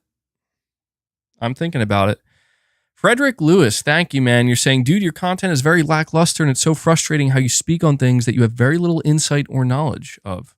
I'm unsubbing. Well, either way, I appreciate the super chat, Frederick. Yeah, my content's not for everybody. It's not for everybody. And I am honest and straightforward when I say that I don't have much experience in this or that if I'm talking about it. But I do appreciate the super chat. And look, man, you're just being honest. I think some people would get very offended at something like this. Trust me, I would prefer somebody just saying something like this and saying, "Hey, man, your content's lackluster. It frustrates me. I'm out." Fine, man. That's a much more respectable way of saying it than just being a complete dickhead about it or something. So hopefully you'll come back, but it's all good, dude.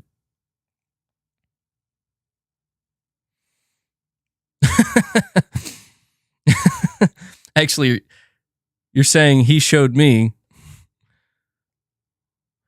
Yeah, I'm ending stream, guys. My content's lackluster. I gotta go. Get good, MBG. I mean, don't get me wrong. Some streams are certainly better than others. Some videos are better than others. No doubt about it. I just gotta, dude. I am hoping Sony has some good stuff coming, because, like, dude, yesterday I hate doing streams like that. I do. I'm not excited. Like, the only thing that gets me excited is just knowing that you guys will be here and you're willing to listen and hang out. But I'm not, and I think a lot of you guys aren't. I don't want to say you don't enjoy those streams, but let's face it, man. There are just some topics that it's like, this sucks. This isn't fun. This isn't exciting. Like, this isn't what we hope for. And that probably comes through in my voice or my demeanor. I mean, today, to me, this isn't the most exciting thing. It's not. Like, I'll be much more excited to see Spider-Man 2 reviews than Starfield reviews, because the only reason I'm paying attention to Starfield reviews, well, there's two reasons. One, Sony's not doing really anything right now. And two, this is the flavor of the day, man. Like, this is the talk of the town. This is what everybody wants to know about.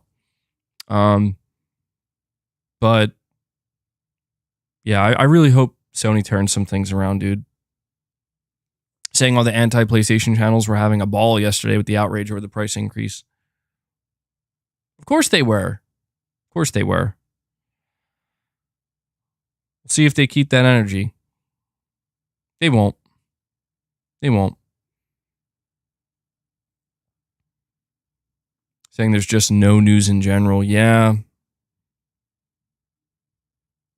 Yeah, it's I guess the calm before the storm, hopefully, maybe.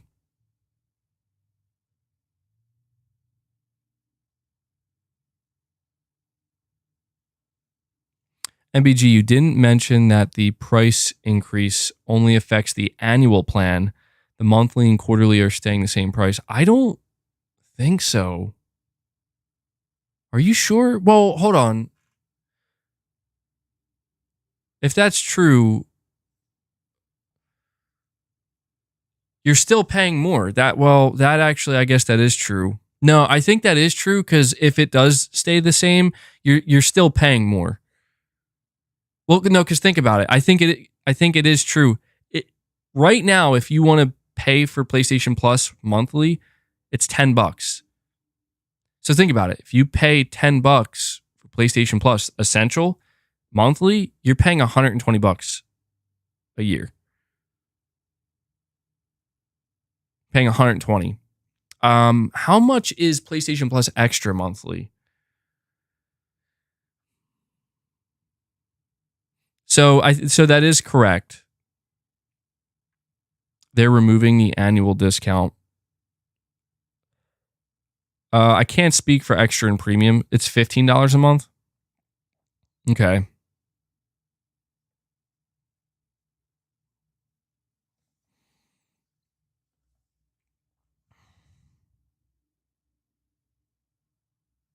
It's about $180 for Extra a year. If you're paying monthly, and what it's one. So yeah, you're still getting a savings. So if you subscribe to PlayStation Plus Extra yearly, you're gonna pay $135. If you pay monthly, you're paying $180. So it's savings of $45, basically.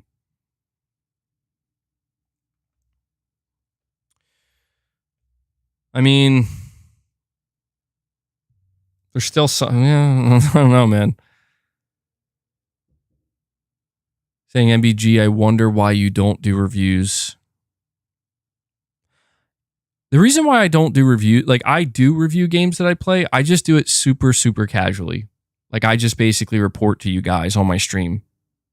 The reason why I don't do like full-blown mapped out reviews is because I could never, I've tried to do that before with some success. I just can't do that. I'll be real with you guys right now. I don't know how people enjoy playing video games knowing that you have to construct like a major review. I don't know how they do it. Especially when there's a deadline, you know, like like this is the day that the embargo lifts. I would, there's no way I could properly, naturally enjoy a video game. Just me personally. I couldn't do it. In order for me to just naturally know if I enjoy a video game or not, there has to be no other focus than play the game at your leisure, experience it as you want. And there's no, like, you never have to talk about it if you don't want to. Saying, come on, MBG, you can do anything you put your mind to. I mean, if I really wanted to, I could, you know? I could, but there would be an aspect to it that feels like, well, now I got to go play the game alone without having to review it. And I bet you my feelings would slightly change, at least a little bit. Like if Sony was like, here's a Spider-Man 2 code, here's when the embargo lifts. To me, that would be insanely exciting because it's like, wow, I can have this content out. I can play the game before most people, and I can have this content out like before, you know, the day the embargo lifts. Pretty cool. But there's also the aspect, but I got to make sure I beat the game in time. I got to make sure I write down my thoughts in time, and then I got to do editing and the whole thing. And that would be weighing on me the entire time I'm playing it. You get what I'm saying? And I know there would just kind of be this pressure in the background where it's like, yeah, it sounds stressful, doesn't it? And I'm not trying to me, that's the opposite of why I play games. I don't play games to feel stressed. Maybe, and for some people, maybe it doesn't stress them out. Maybe they love it and they thrive in it. And I think that those people naturally gravitate towards that. For me, I like to just keep it very, very loose, very candid, where it's like, I'll sit down and I'll talk to you guys like, oh, for example, when Spider-Man comes out, maybe I'll stream Spider-Man. I'm not sure, but when Spider-Man comes out, I'll probably, you know, in a stream be like, yeah, I played the first like 4 or 5 hours and here are my thoughts. Here are my thoughts. Not scripted, just off the cuff, like this is how I feel. Actually, you're saying you're fairly certain reviews would get you over 100K subs. I think you're overthinking it. You wouldn't have to adhere to any deadline. That is true. Yeah, you are right about that. I could just do... You know what I have to start doing? I have to start doing this. I have to start cutting out segments of my streams and uploading them as videos. I have to do that. Like, if there's one singular reason why I'm not probably growing subscriber-wise, it's because I'm just doing live streams. If I take certain segments and just clip them out, put them as separate videos, singular topic videos, it'd probably help a lot. And if because that's the thing, is like, I could just clip out me casually giving my impressions on a game and just put it up as a video. So I should probably start doing that. Something I would have to try to do, I think, would be to be a little bit more organized, though, if I do that. Omen86, sorry, man, I missed this chat. You're saying I might have missed it, but did you play more VR? Not yet. No, I'm going to be playing Horizon Call of the Mountain.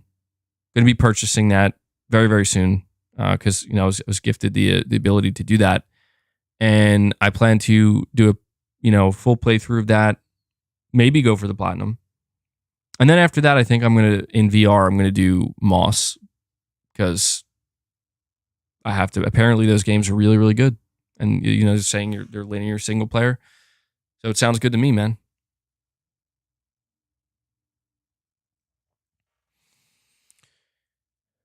Call them Fireside MBG chat. Or call it like a series. I'll think about how I'm going to do it. I have a bit of a channel rebrand coming tomorrow. September 1st, MBG channel rebrand. I'm going back to Xbox. Sorry to break it to you guys. I didn't want to break it to you like this, but I'm going to have a green Xbox banner tomorrow. All, Starfield all over it. Going to have a new logo. Thumbnails are going to be green. And I am going to be playing Starfield. So look forward to that.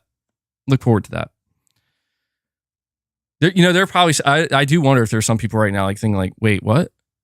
is this real? No, I'm not doing that. I'm not doing that because I don't want to do that. Yeah, tomorrow all your membership badges are going to convert to Xbox logos. I hope you guys are ready. MBG, play games, not corporations. No, that's the goal, man. That's the goal. I mean, at this point, we got Starfield on Xbox coming out, and then Forza. I want to know, what date is Hellblade 2 dropping? When is Hellblade 2 dropping next year? It's coming next year, I think.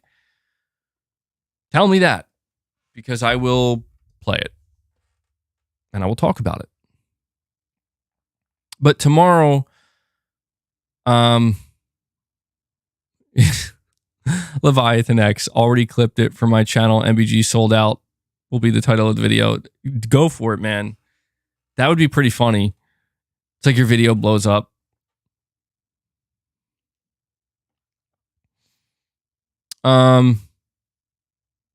So yeah, you're saying most likely fall 2024. I hope it comes sooner, but that would not be surprising. Now I have a little bit, it's not a rebranding of the channel or anything. I just have a refresh for the channel art and stuff that's coming tomorrow. And yeah. You play most Xbox games on PC now? Yeah, I mean, that's, I think, what I'm going to be doing for a game like Hellblade. Playing it on the PC here. That'll be an interesting experience.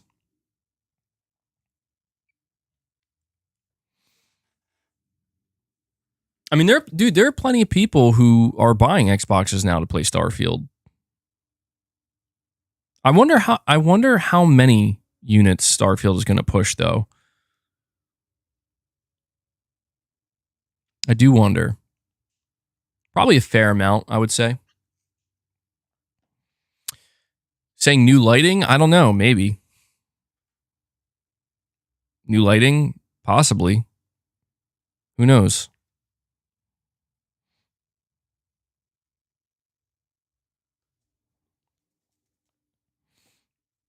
You got an Xbox, but you're waiting for Hellblade. You can wait with it on Starfield.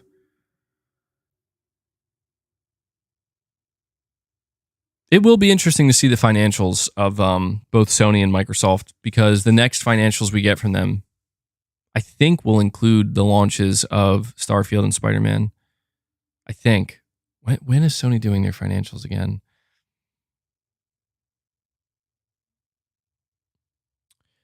Omen86, again, thank you, dude. You're saying, after playing Moss, you can imagine all the possibilities for platformers in the future, but I agree. Stay focused and completely finish Horizon first. Yeah, I feel like I probably should have done it the other way around. I probably would have benefited more from doing Moss first and then Horizon, but I already started playing Horizon and I kind of want to keep going with that. MBG will be in a better mood next stream, guys. I probably will be.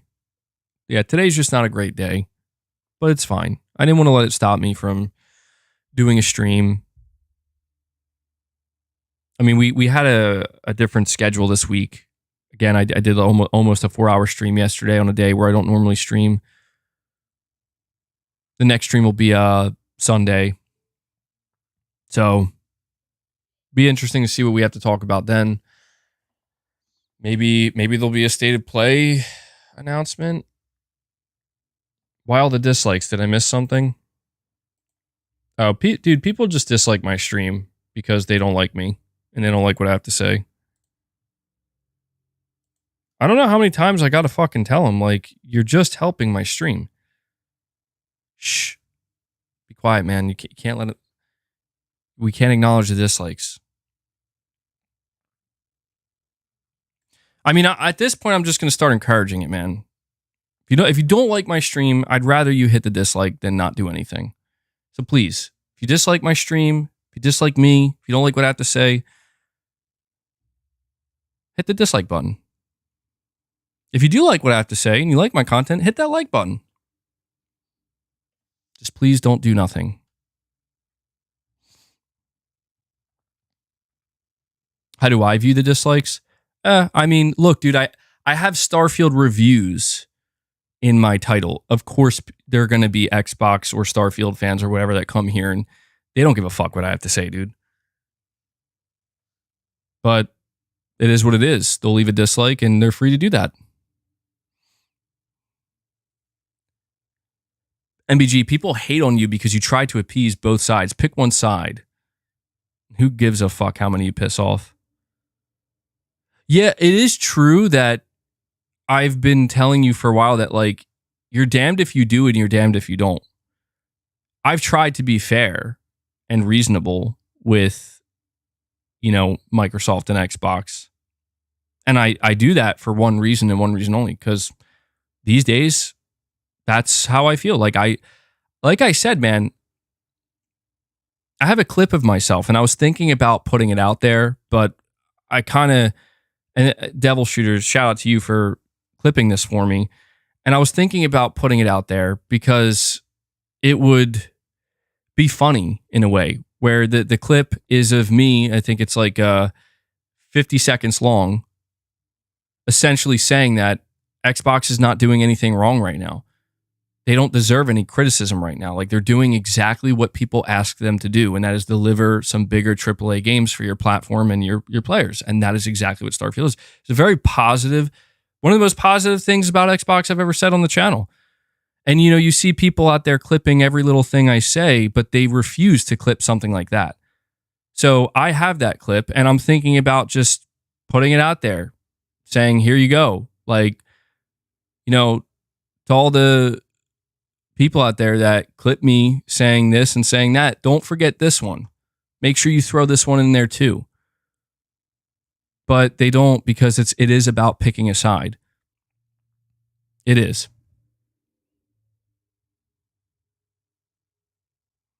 B Flesher says, I haven't seen anyone on Twitter clip that. And you won't. I'll be the only person you see if that happens. And the only reason I decided maybe not to do that is because I think it's a little abrupt. I think people might be a little confused. You know what I'm saying? Because a lot of people don't come across these shitty clips that people make. I get way more viewership on my Twitter than these guys will get in their lifetime. So it's like, fuck them. Have fun in the mud, man. But the only thing that becomes important to me is for people who stop by here or who come by my channel to know that if you come here because you were a certain picture of me was painted by some douchebag on the internet, just be aware that you're only seeing a small snippet and you're not seeing the whole picture. And that's the only thing I encourage, is that if you're going to be that person that did come, and I've seen people say that this is why I have questioned if I should even try to fight it, right? Because they're funneling more people to my channel, and there are people who stick around. And, it's like, well, that's good. There's no way around that. That's a good thing. And it's like the only thing that people who don't like my channel can do is hit a dislike. Like, okay, it's still engagement and still contributes. So I don't, it's almost like, oh, well, they're shitting on you or they're lying about you. Like, I don't give a fuck, dude. Like, if people want to take me out of context and people want to follow people who are taking me out of context and that's how they want to view me, yeah, I don't fucking want them on my channel. Like you want a certain view of someone that is convenient for you. You don't want to see the whole picture. You don't want to hear everything they have to say because you just might find that this person is not who you thought they were. Maybe it's a lot harder to shit on them. So, fuck them. Omen86, you're saying you've seen the tall neck. Imagine climbing it while it's walking. Oh shit, you do that? I guess that makes sense. It is a game about climbing, and you do that actually in the main game. Horizon was my first VR experience ever. The climbing and sense of height is unreal. It is cool. Yeah, when they showed that tall neck at the beginning, I was like, holy fuck, that is intense. That is like that next level that you just can't get when you're playing a 2D Horizon game. I'm looking forward to it, man. MBG, they're taking their frustrations out on you over Starfield. Yeah. You know, the one thing that is true is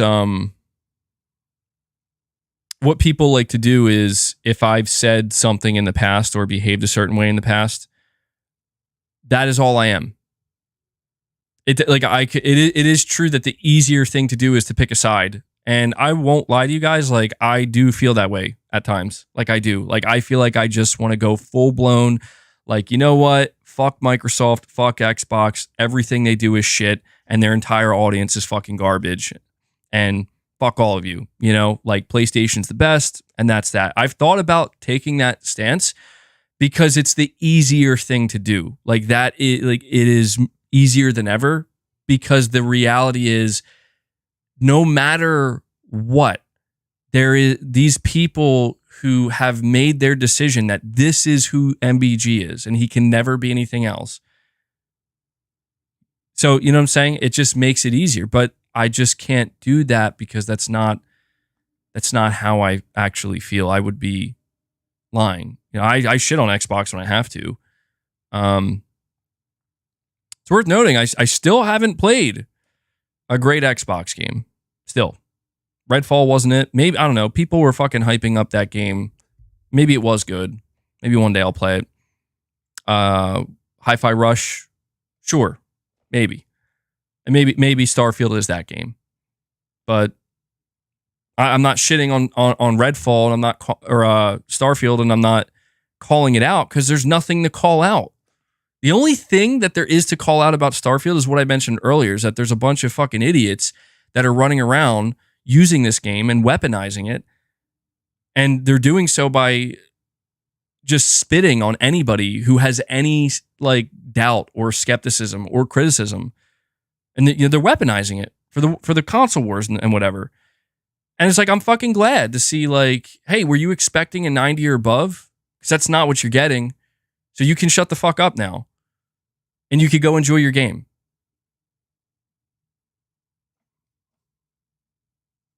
I get it, man. A lot of these guys had an axe to grind because they couldn't deal with just how fucking disastrous Redfall was, how humiliating Redfall was. I get it. I would feel the same way if that was PlayStation. If PlayStation actually fucking had the audacity to release a game like Redfall and say, we're going to charge $70 for this, maybe subscribe to PS Plus for it. Yeah, I'd be pissed off too because the fan base on the opposite side would be weaponizing the shit out of it. So I get it. You have an axe to grind. But now it's the dust is settling, man. Starfield's out. It's fine. It's good. People are saying has some flaws, which is to be expected. People are saying they're still super excited for it. Xbox fans finally got their W, right? Like, isn't this what you guys wanted? And I think the answer to that question is yes. So why are they paying attention to PlayStation fans? This is what I don't understand. Like, why are you focusing on PlayStation fans? Because you don't actually care about Starfield. You care more about PlayStation fans and what they have to say than you do the actual game that you've been claiming you've been waiting for. Why am I talking about Starfield? I can tell you right now I'm talking about Starfield because there's nothing PlayStation related to fucking talk about. That's why. And I have no problem admitting that. I think you guys are aware of that. saying the console war is lame, in my opinion. Ideally, people shouldn't criticize the console they don't have. They should criticize their own platform. That's where the criticisms matter. I agree, but I could never fully embrace that. I couldn't. Like, there's no way. Like, when Redfall came out, there's no way I was going to fucking not call that shit out. No way. But that's the thing. Here I am talking about Starfield, talking about how good it is. So when people say, MBG, keep that same energy, here's the same energy. How many, I mean, this is how, you see what I'm saying? These guys have revealed their fucking hand. Don't people realize that? Exactly. I was here calling out GT7. I was here yesterday calling out Sony for fucking what they did with PlayStation Plus. And I'm here today talking about Starfield, pointing out that it's not a fucking perfect game. It's not a high 90s generational defining game, but it's a good/great game. And Xbox got their W, fans got their W. But you know what? You will still see these guys coming out, these groups of people, and they're just going to keep going and going and going and going.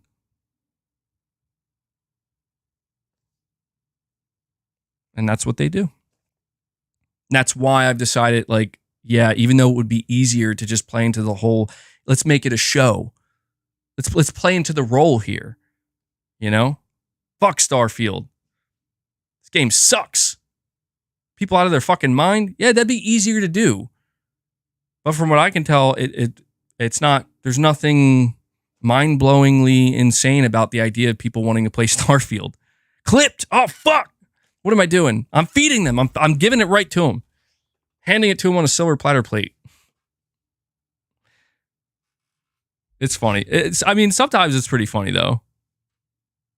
What's funny to me is just knowing that, like, right now, for example, there's at least one or two people that have been watching my entire stream, waiting. Like, they're just waiting. Like, yeah, I'm gonna clip that. I'll get that too. It's like, okay, man. Appreciate the viewership. At least I'm bringing entertainment to the masses. Yeah, it's something.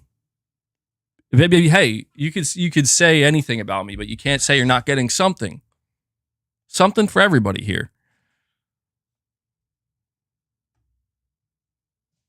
Something for everybody.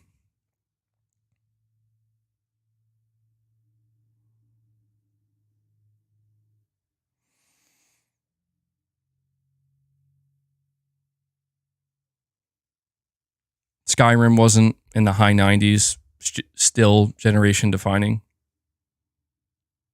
Well, we'll see, man. Starfield could still be that, of course.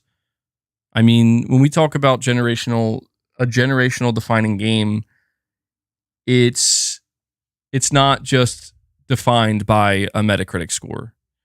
That is absolutely true. So, yeah, we're going to see Starfield could go much further than what some people are thinking. It might not. It remains to be seen. But I just think it's, you know, it's just like anything else, man. It's not perfect. Nothing's perfect. Elden Ring is generation defining. Yeah, I agree with that. Elden Ring has made such a big splash that I think that'll be looked. Yeah, I don't know. That's tough though because it's cross-gen, and we kind of had this conversation where did we get a generational defining game? Elden Ring's probably the closest we've experienced so far to that. Like just something just completely consuming everything.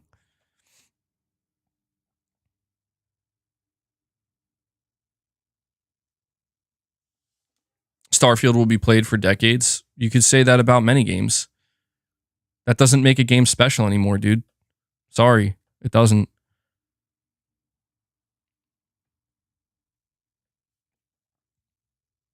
It's not a bad thing. That's a good thing. You want games that you can keep replaying. People have said the same thing about Elden Ring, though. You can play Elden Ring for decades to come. Yeah, you can.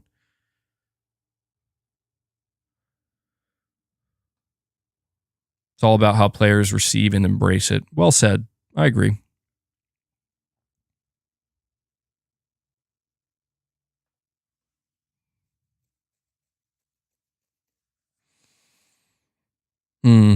Well, I think, yeah. I don't know that there's much else left to be said. You have 1,200 hours on Elden Ring? That's impressive. It's a lot of time.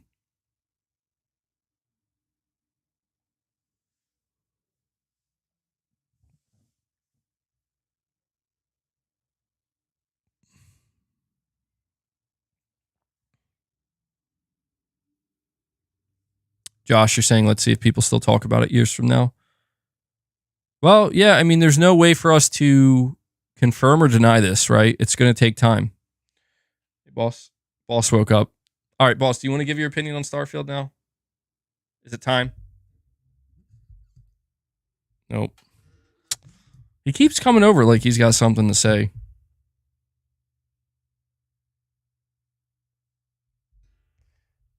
All right, so I don't think have you guys ever heard Boss? Have you guys ever heard Boss speak at all? Or meow? I don't think you ever have. I want to try to get him to. Here, come on. Now, I know it's going to seem mean, but the only way I can get Boss to make a sound is I have to tell him to get down. I don't really want him to get down, but that's the only way I can get him to make a sound. So here we go. Get down. Get down. Now he's not going to do it. Boss, get down. Come on, get down. He won't do it, guys. I'm trying. I'm trying real hard. He's not. Get down. He's just purring really loud.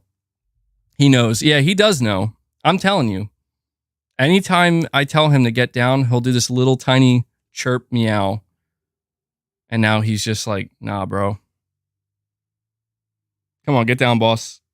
You gotta get down.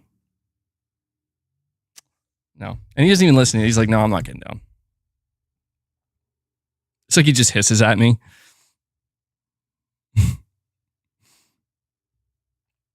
All right. Omen, you're saying, how's the renovation going? It's going good. We're at the tail end of it. The bulk of it is finished, thank God. And basically we just have to wrap it all up. And it'll be good. Appreciate you asking, man. Boss is a little gentleman. Yeah. He did get down. I guess he listened. Will I ever get a dog?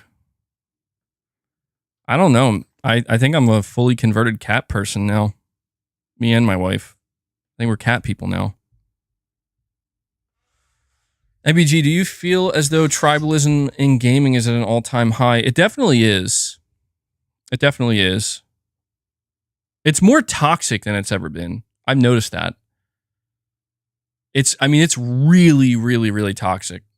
Like, it used to be people would just, like, make claims like, oh, your game sucks, or this platform sucks, or whatever, or this week. And you still see that, but now it's gotten more personal, I've noticed. And that's fucking creepy to me.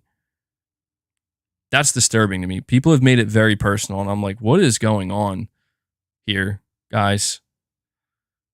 And the people who are making it, like, personal, I mean, it's like, why? Is it all that?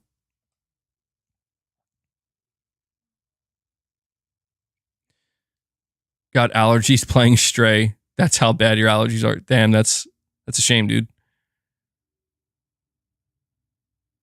As an introvert, you can't tolerate dogs because they need constant attention. That's funny. I've never heard that before, but that is true that cats are more self-sufficient in that way. The cats are totally fine not getting a ton of attention. Cats are kind of on the other end where they'll tell you when it's time for you to give them some attention. And then in between that, they're just doing their own thing. I kind of like that too about cats in a way. I like dogs though. I feel like I've had more negative experiences with dogs than cats, but I think that's just the nature of it because dogs are very, not all dogs, but dogs are just naturally more rambunctious. I think people like that about dogs. My wife was talking to me. She's always wanted a Saint Bernard, and I'm like, yeah, I don't know about that. Saint Bernards are massive, dude. If there was a Saint Bernard in my room right now, it would take. I mean, he would take up like a fifth of the room. But maybe in the future, who knows? Dog hair everywhere. I do deal with a lot of cat hair.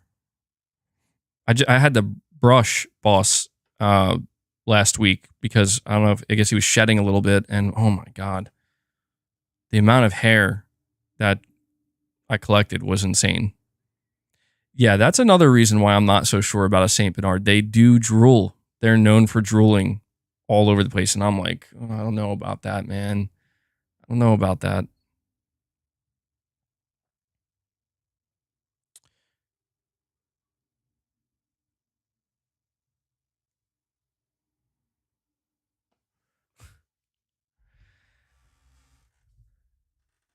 If you ever got a dog, it would be on the smaller side. I mean, I had a beagle in the past. I think that's all I ever had were small dogs. I had a Jack Terrier Russell. He's also, I think, part half beagle. I'm okay with smaller dogs. I don't know. I could never get like a Chihuahua or something like that. I don't think I could ever own like a really, really small micro dog. But maybe like a medium-sized dog. I've always thought about maybe a golden retriever. I heard they're really good family dogs. Australian shepherds are awesome. I need a muscular dog. I need a buff dog. You know why I don't think I could get a dog though? I'm pretty sure Boss hates dogs. I know he does.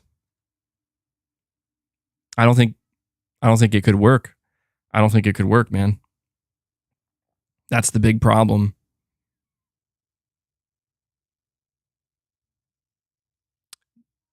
Newfoundlands are the best breeds. How are golden retrievers when it comes to protectors?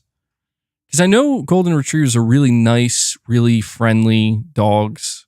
What about the protective side? Like if an intruder, like busted in, would they attack, or would they be more like, would they be friendly to the intruder?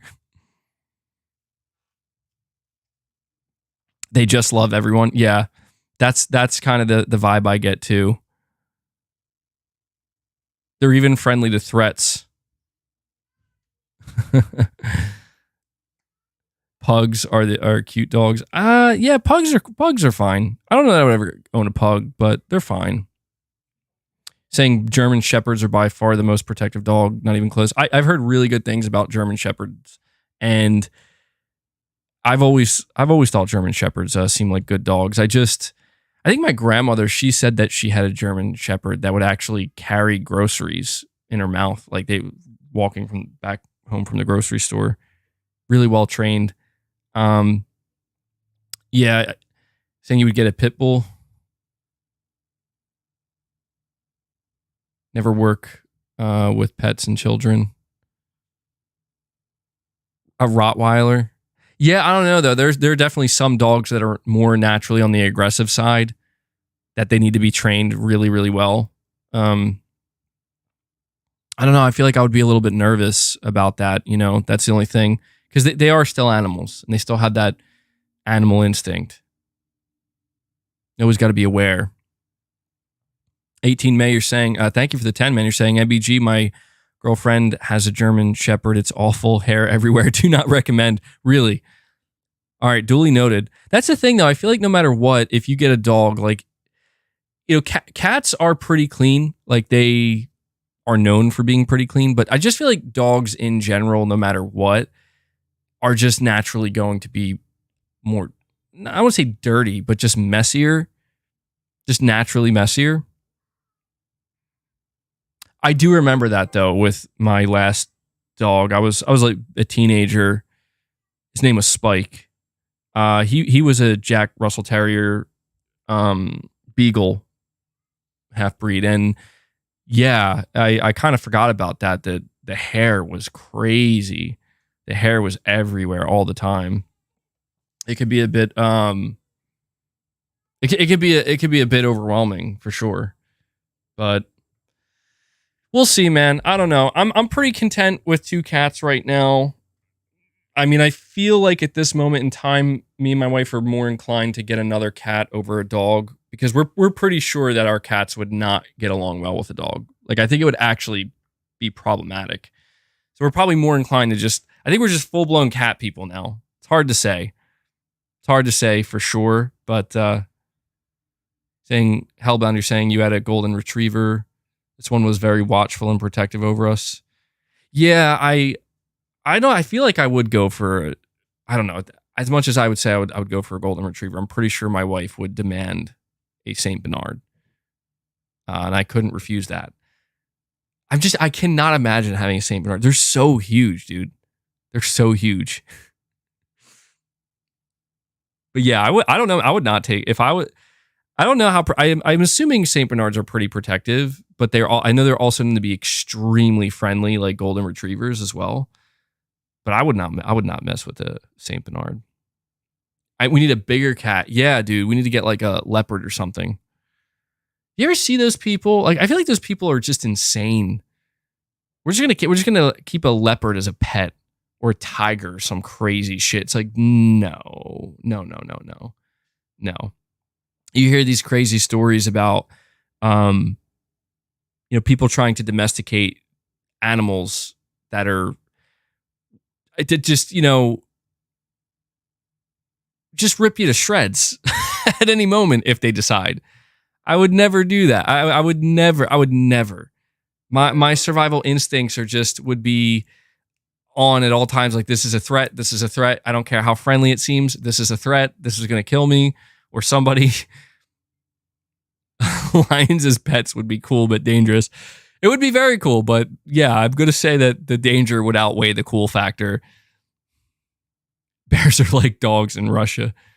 Fuck, dude. Omen86 again, man. Thank you. You're saying I put the PSVR 2 on my mom's head. She got all stressed out because that's what complicated tech does to her until the Horizon boat safari started. Mind blown. Now she can't shut up about it to friends. That's really funny, man. I could totally see how if you're not too familiar with, technology or like, the latest technology, or you're not super into gaming. Like, I don't know if your mother's a gamer or not. I'm assuming she's not. I could see how it's totally overwhelming at first. But yeah, that I will say the little boat ride at the beginning of Horizon Call the Mountain, one of the smartest decisions, even for me, where it's like I did play other VR games, but it was very nice, ease you into it. A great way to just kind of get acclimated with this world and this game, and also present to you some really cool looking spectacles. That's cool. That's cool to hear, man. Omen, you're going crazy. You're trying to convert everybody. You're going to convert your mother to a full-blown PSVR 2 player. That's funny stuff, man. Yeah. I don't know if you've had to explain the Jim Ryan picture to her, but maybe now, if you do, I think she'll understand now. She's trying to baptize her into the house of Ryantology. Well, I think this is the end of the road for this stream, guys. I think I've said all I have to say on the matter. Talked about the new state of play rumor. Talked extensively about Starfield. Truthfully, I don't know how much more I'm going to be talking about Starfield going forward, unless I decide to maybe like play it or something, or if some kind of important breaking news. I don't know. I feel like this is the end of the line for me in Starfield. It did what it was supposed to do. Fans seem mostly happy. And other than that, Sony's working on a new PS2 emulator, apparently. And yeah, we'll have to see. We'll have to see what comes next. September should be a much more interesting month for PlayStation than August was. Certainly, that's my expectation. So yeah, guys, before I head out, though, I do want to once again do a little outro here to thank you guys. Everybody who gifted today, we're at 41 members, which is awesome to see. Thank you for the continued support. I really very much do appreciate it. And to everybody who super chatted, I thank you for all the super chats. Omen, you going crazy with the super chats, man. And I very much appreciate that. So yeah, shout out to this community. Shout out to everybody who supports the content. And then, yeah, so I don't know if I'm going to have a video out. I am hoping to increase video output in September, certainly more than what we've done here in the month of August. So for people who have been patiently waiting for me to get back to that, I don't know if it'll start tomorrow, but I do plan to put out more videos this upcoming month. But our next stream will be on Sunday, and my goal is to have some members content out for you guys on Saturday. So there you go. And saying I should do some unboxing or reaction stuff. Yeah, I'm looking forward to the Spider-Man DualSense and hopefully the plates coming in. Maybe we could unbox them. But yeah, that's going to do it. And I also want to give a shout out to Devil Shooter for doing the timestamps. If you see him in the comments, give him a big thank you. Appreciate all you do, man. And last but not least, guys, hit that like button on your way out, okay? Helps the streams out. Or if you don't like the streams, hit the dislike button. So, all right, that does it, guys. I will catch you in the next stream. And until then, take care, everyone.